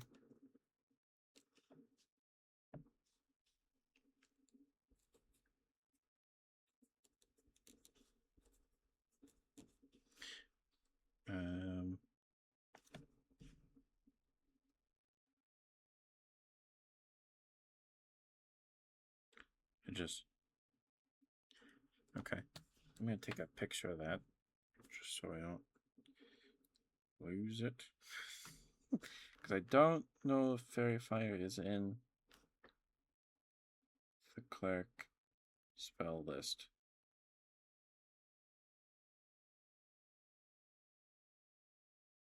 Okay, then sleep. Sleep's probably a level 1 spell.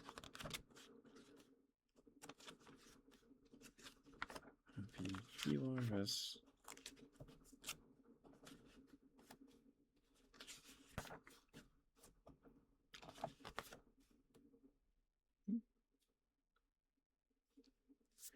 Okay.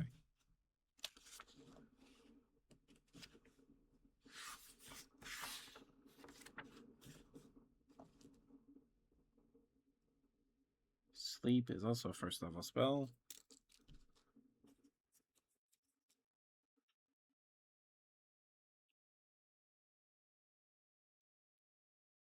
It's a range of 90 feet. Wow. Lasts for a minute. 58 the totals. Okay. Cool. Let me take a picture of that. Okay.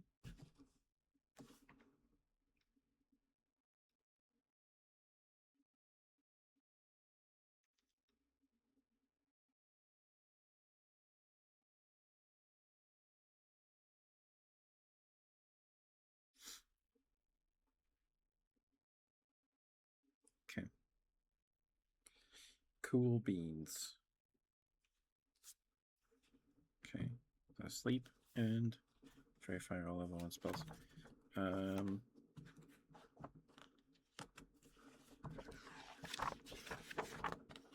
Where was? Oh, right. So there's the trinket table. I might just, I like rolling for on the trinket table. If we get anything cool. 63. We got an alabaster mask. Well, that doesn't really help. Maybe our mask is made of alabaster. Maybe it's not a... What is an alabaster mask?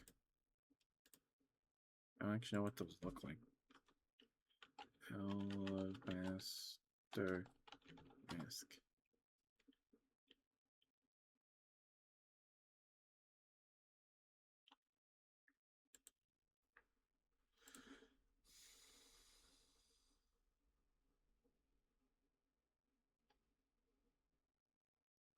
A soft rock used for carvings and as a source of plaster powder.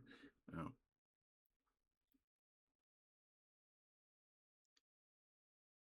So the mask will just be in the shape of my skull. I guess. Okay. Sure, that helps. I might remember that. I'm not gonna write it down. I'll just remember that as a thing. Where's the spell tables?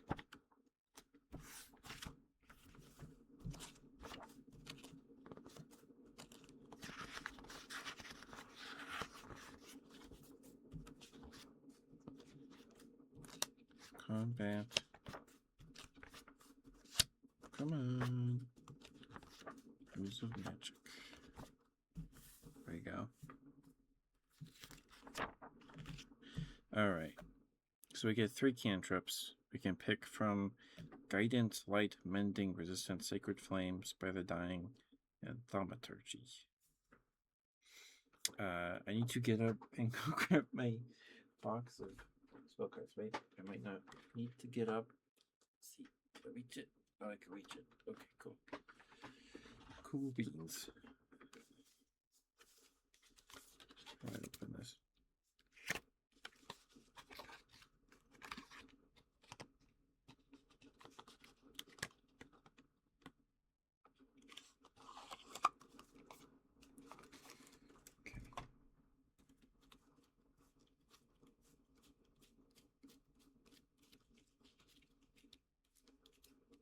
There's the cantrips.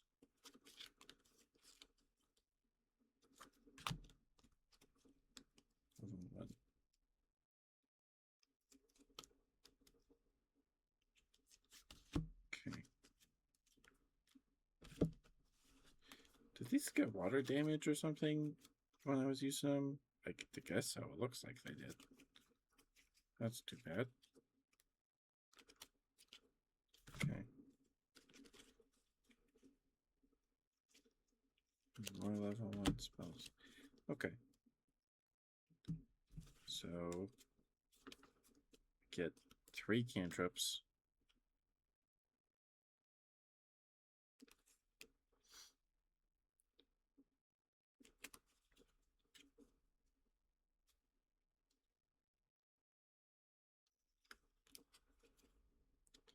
Guide. Okay, we want guidance.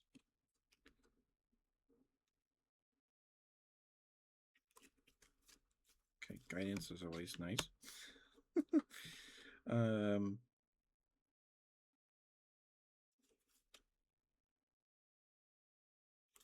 Let's go with Sacred Flame because that does damage. That does damage. And I don't see. Oh, there's Thaumaturgy.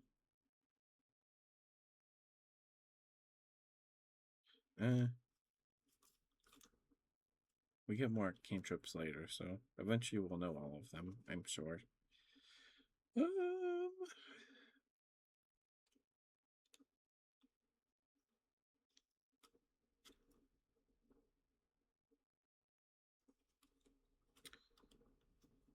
Well,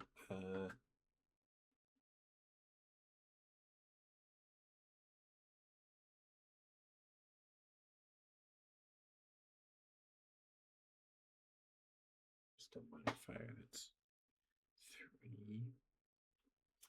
All right, I'll take a light because that's always might be helpful. And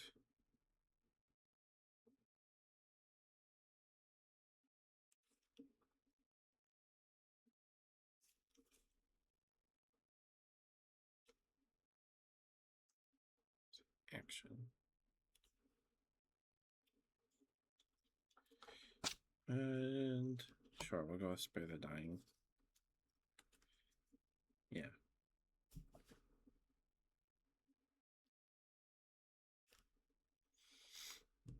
Excuse me. Sure.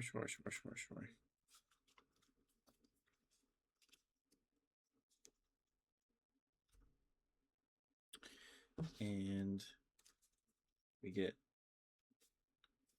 Force first level spells. Well, We want healing word.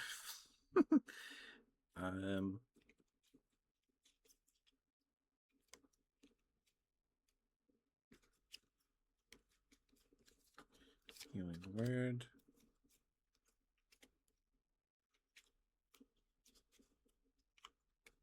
I don't know if there's going to be a wizard. I have no idea.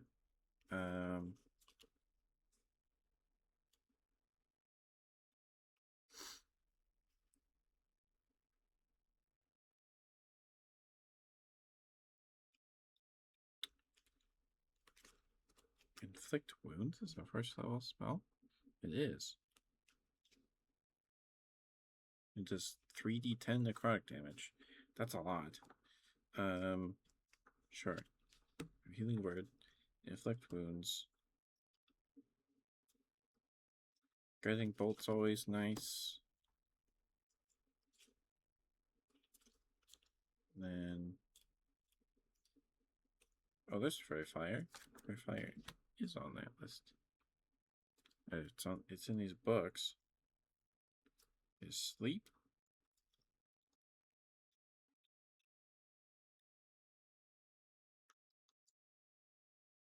I don't see it.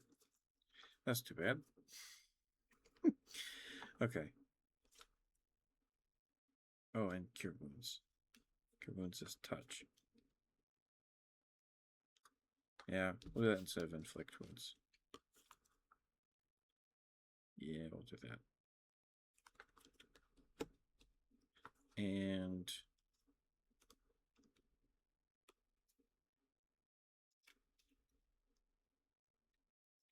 Bane is always really nice. Bane, playing Baldur's Gate 3, Bane is so good. Bane helps a lot.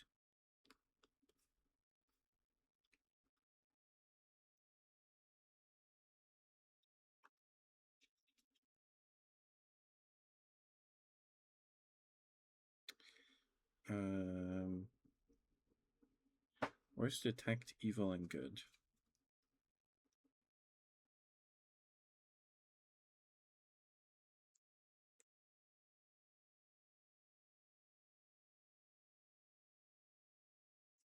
Yeah, we'll do that. That might come in handy here. Alright. I don't know if that's a good good choices, but we'll go with that. Okay. And then these. And then plus Fairy Fire and then sleep. Okay, so let me write down these cantrips. Oh, we only get 3 cantrips.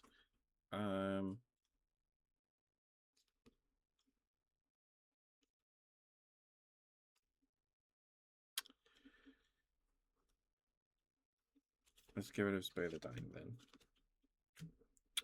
Okay, where'd my pencil go? Right here. Sorry, I don't know if this is good ASMR. I don't know if it is. Okay. Light. Sacred Flame and Guidance.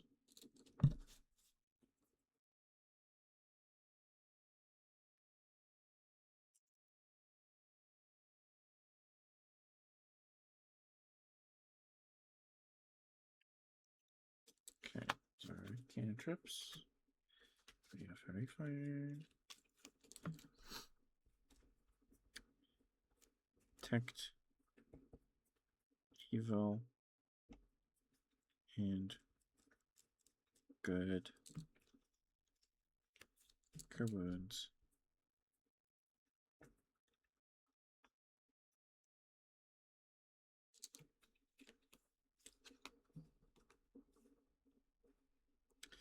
Guiding Bolt.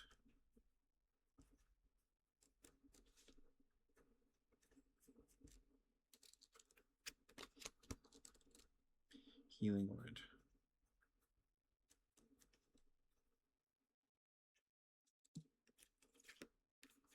And Fairy Fire. Alright, that's our spells. Okay. So our spell's done. What do I have left?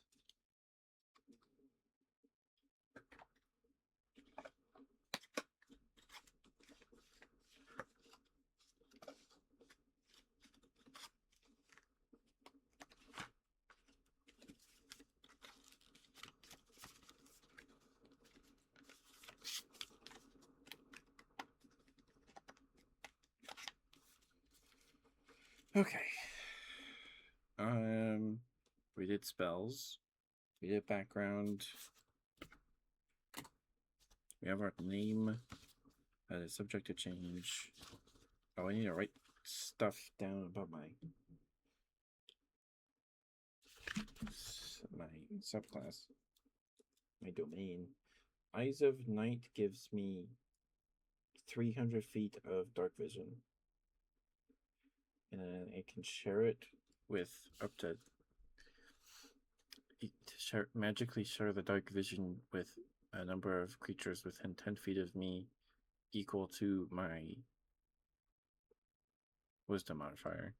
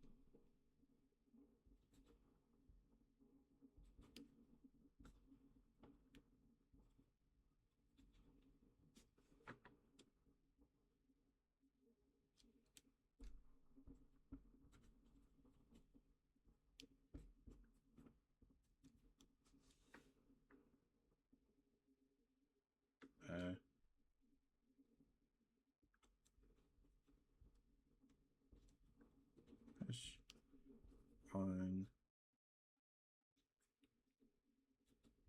rest. There we go. And then Vigilant Blessing.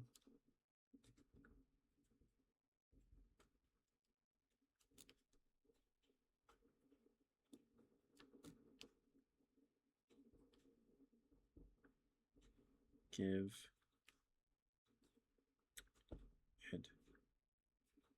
advantage on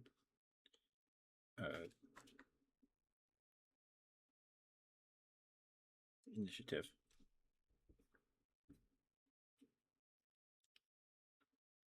Oh, there we go.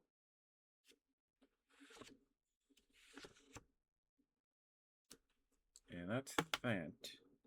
We have 15 gold we can spend. 15 gold.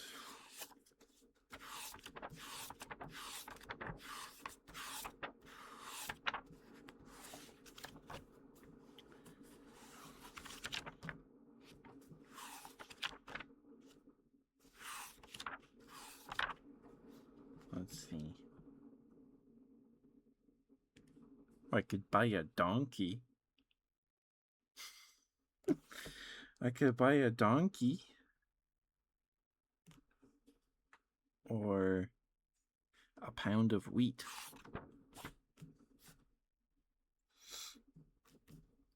Let's see.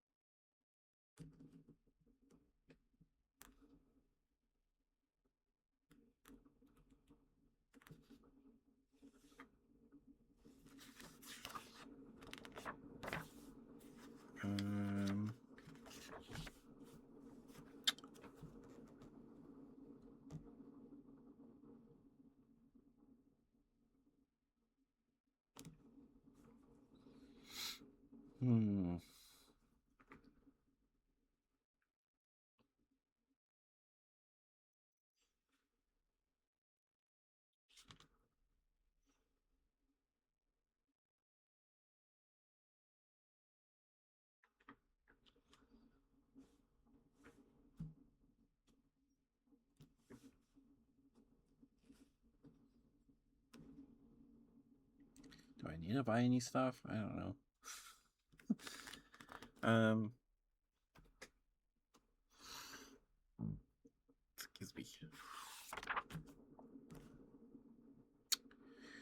Um.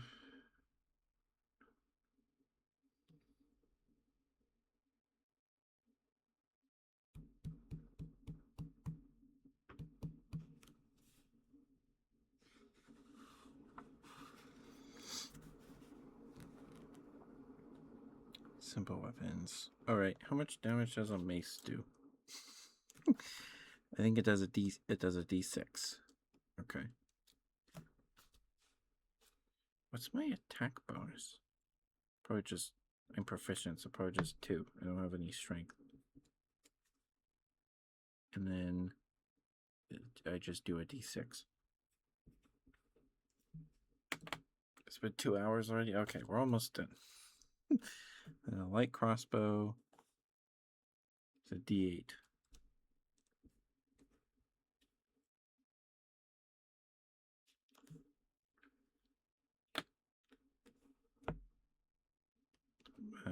Bonus to that. Is the bonus to range weapons dexterity? Weapon proficiency.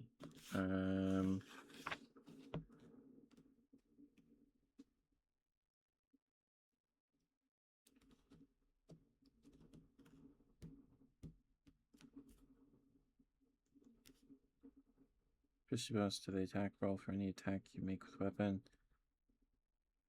If you make an attack roll using a weapon in which you lack proficiency, you can add your proficiency bonus to the attack roll.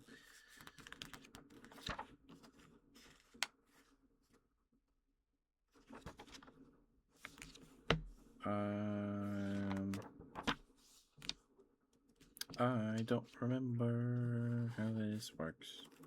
I think you add your strength.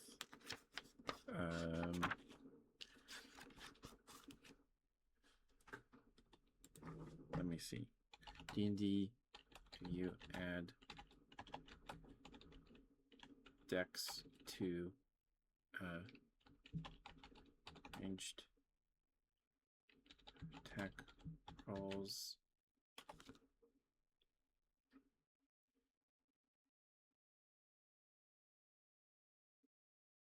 Add your dex. Okay. Please point add your dexterity modifier and your proficiency bonus if you're proficient. Okay, cool. So we get a +5 with our light crossbow, and then we do an additional 3 damage.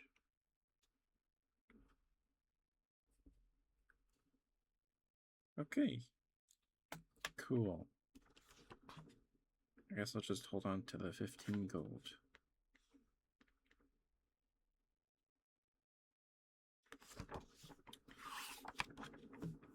Yep. I think that's it. I think that's it.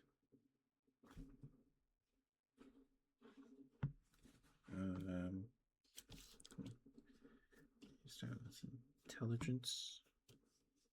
Plus to that is +3. Insight is +5. Religion is +3. There we go. Okay. Oh, my speed? What is my speed? Oh, right. We have our racial features. Racial abilities. Need to write those down. My speed is 30 feet. Okay.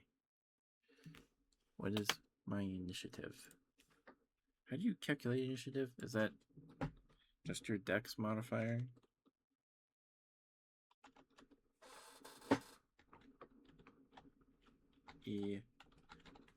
Initiative bonus.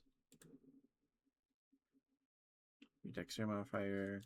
So that's just +3. Okay. Cool. That's all done. My hit dice is, I think we just get 1 hit die, and it's a D8.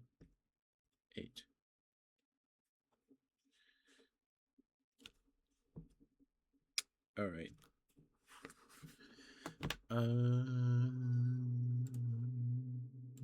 All right. Here to talk now, been lurking. Oh, thank you for the Kika run. We're almost done with this D&D character. We're almost done. I need to write down my racial features.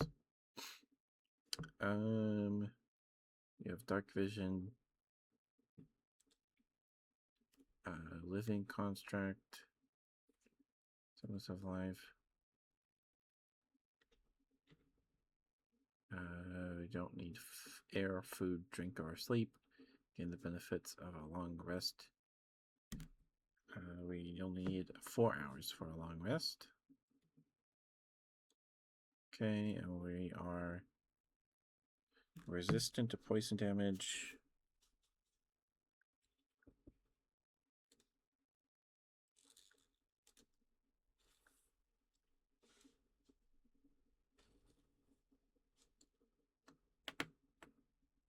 The joke, you went on a date last night with a girl from the zoo. It was great. She's a keeper. It's okay. That one's pretty good. That one's pretty good.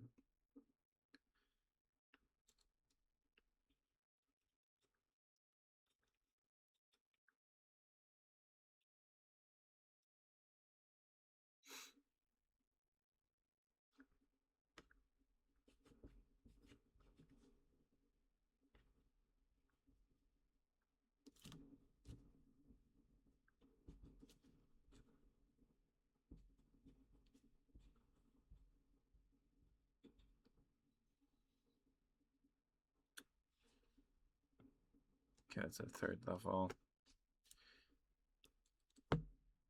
Okay. How you doing, Curtain Rod? Hope you're doing alright, sweetheart. Good to see you.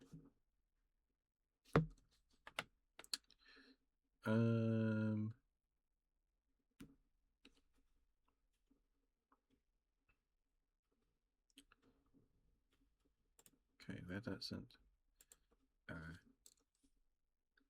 We don't get to have it all to write it down.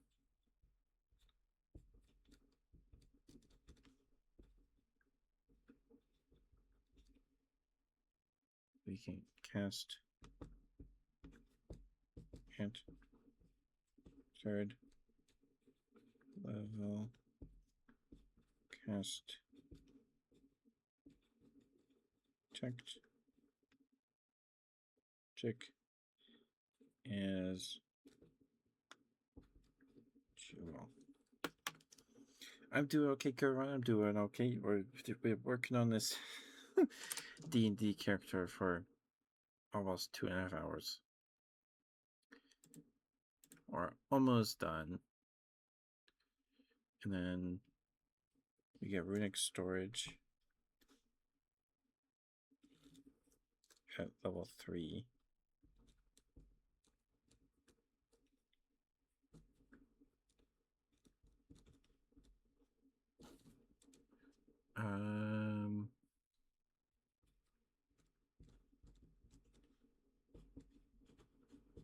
Third level.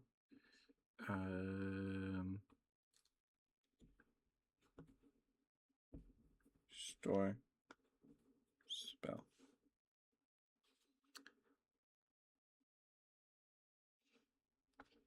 Yeah, I'll just write that down for now. Can't even do that yet. It's a 3rd level. Okay, I think now that's everything.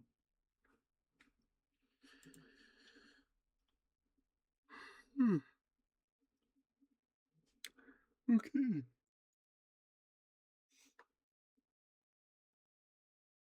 Oh, and our subclass gives us proficiency with martial weapons and heavy armor. Okay.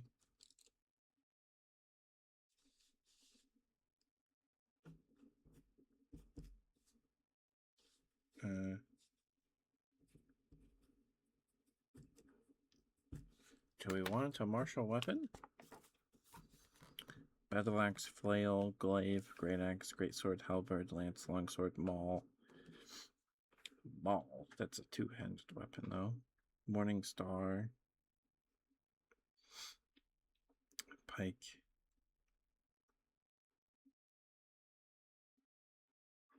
Well, buy a battle axe, but it does the same amount of damage as our mace. Oh no, our mace does a d6. Sure, we can buy a flail. Let's buy a flail.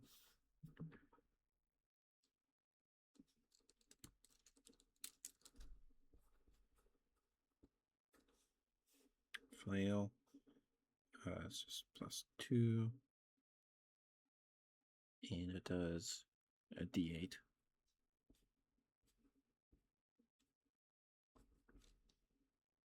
Cool. Okay. The character's done. Character is done.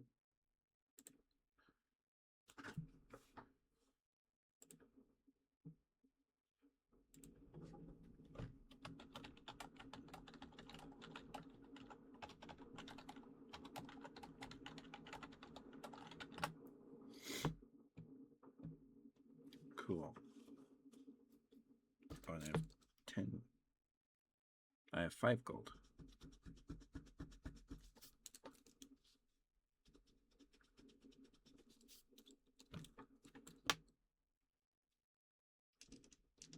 So, a couple of years ago, this website called Miniature Market was having this giant warehouse clear out sale, because I guess they were either moving warehouses or they couldn't afford the warehouse anymore. I don't know.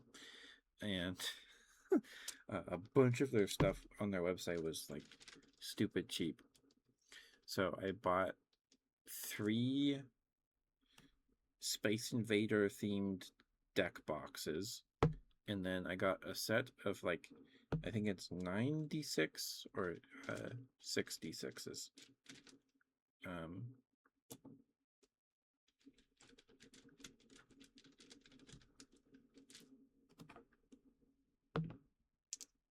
I think it's 6. It's not 9.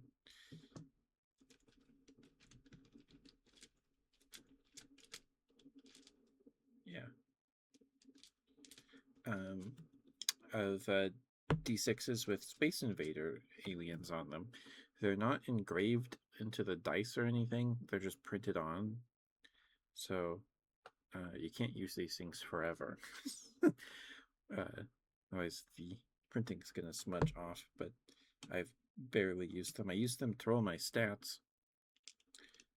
I rolled a 10, an 8, 11, 14, 13, and a 16. So I think my stats are pretty okay. They're okay. Anyway, this is what the Space Invader dice sound like.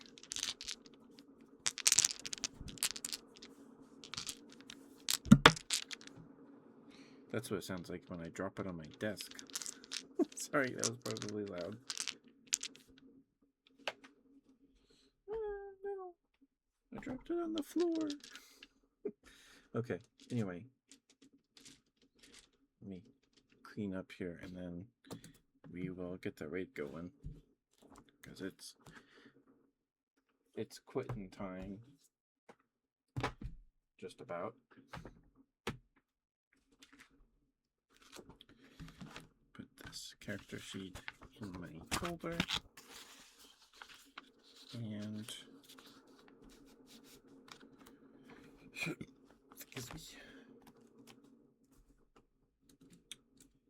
Pencil. Okay.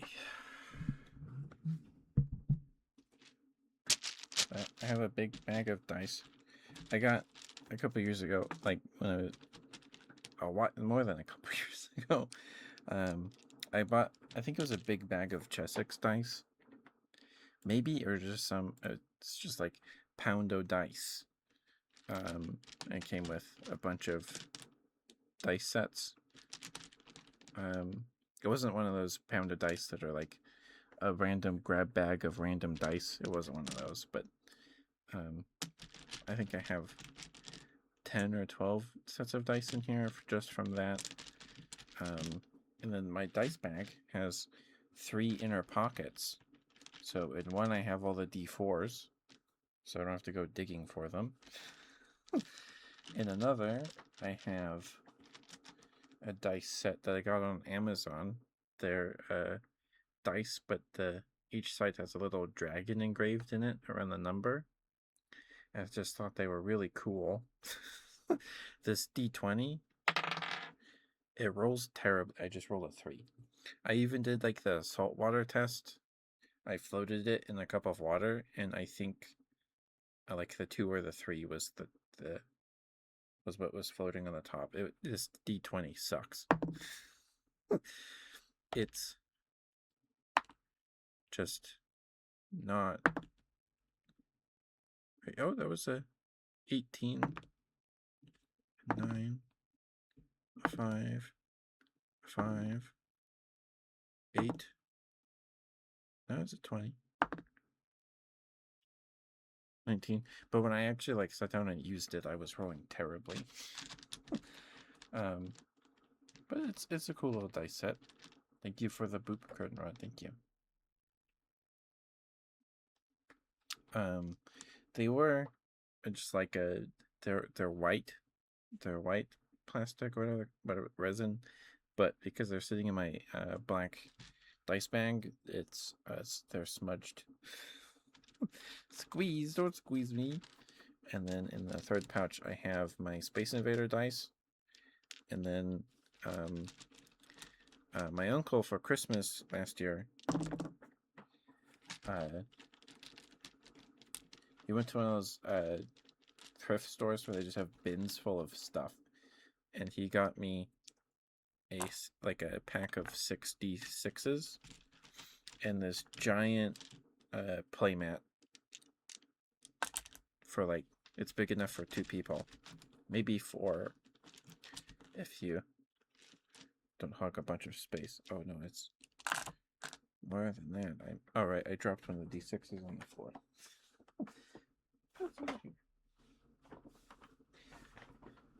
I think it's 9 D6s. They're like a marbled red kind of look. Or a bunch of D6s. Anyway, Dice Goblin. I don't have nearly as much dice as my brother. The last dice I acquired were these D6s I got for Christmas last year, so I haven't purchased dice since I bought the set with the little dragons engraved on them.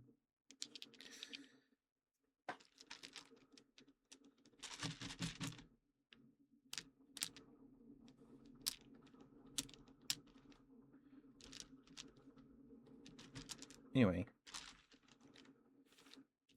Oop.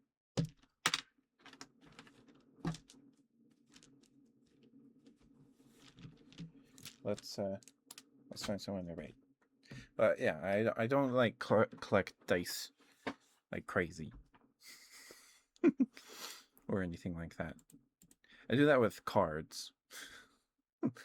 Okay, let's see who's live. We've got Minari. Convoy's live. We rated Wampus Wednesday, but Wampus isn't live anyway. Okay, I think. Oh, let's see. Is Convoy ending? Give me one moment. I need to swap my headphones. Oh, he's on the BRB screen. Okay. Okay. Is Minari? Okay.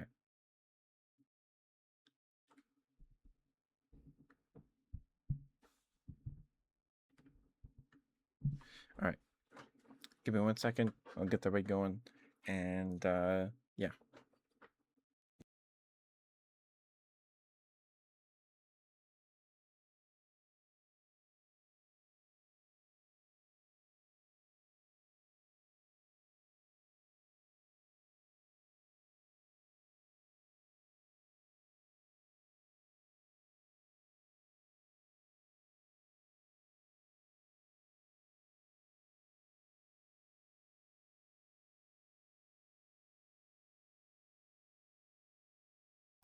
Okay. Thank you guys for being here with me tonight. Thank you. I appreciate it lots. I don't know how good of ASMR this was. It was just me talking to myself and writing. But thank you guys for being here. I appreciate it lots. I will see you guys tomorrow for Sega Saturday 45. Maybe 4. No, it's 44 was Streets of Rage 2. Pretty sure this is Sega Saturday 45. Streets of Rage 3. This will be the last Sega Saturday of October. So, Sega Saturdays will probably take us into like mid-January. Maybe not. We'll see. I think so.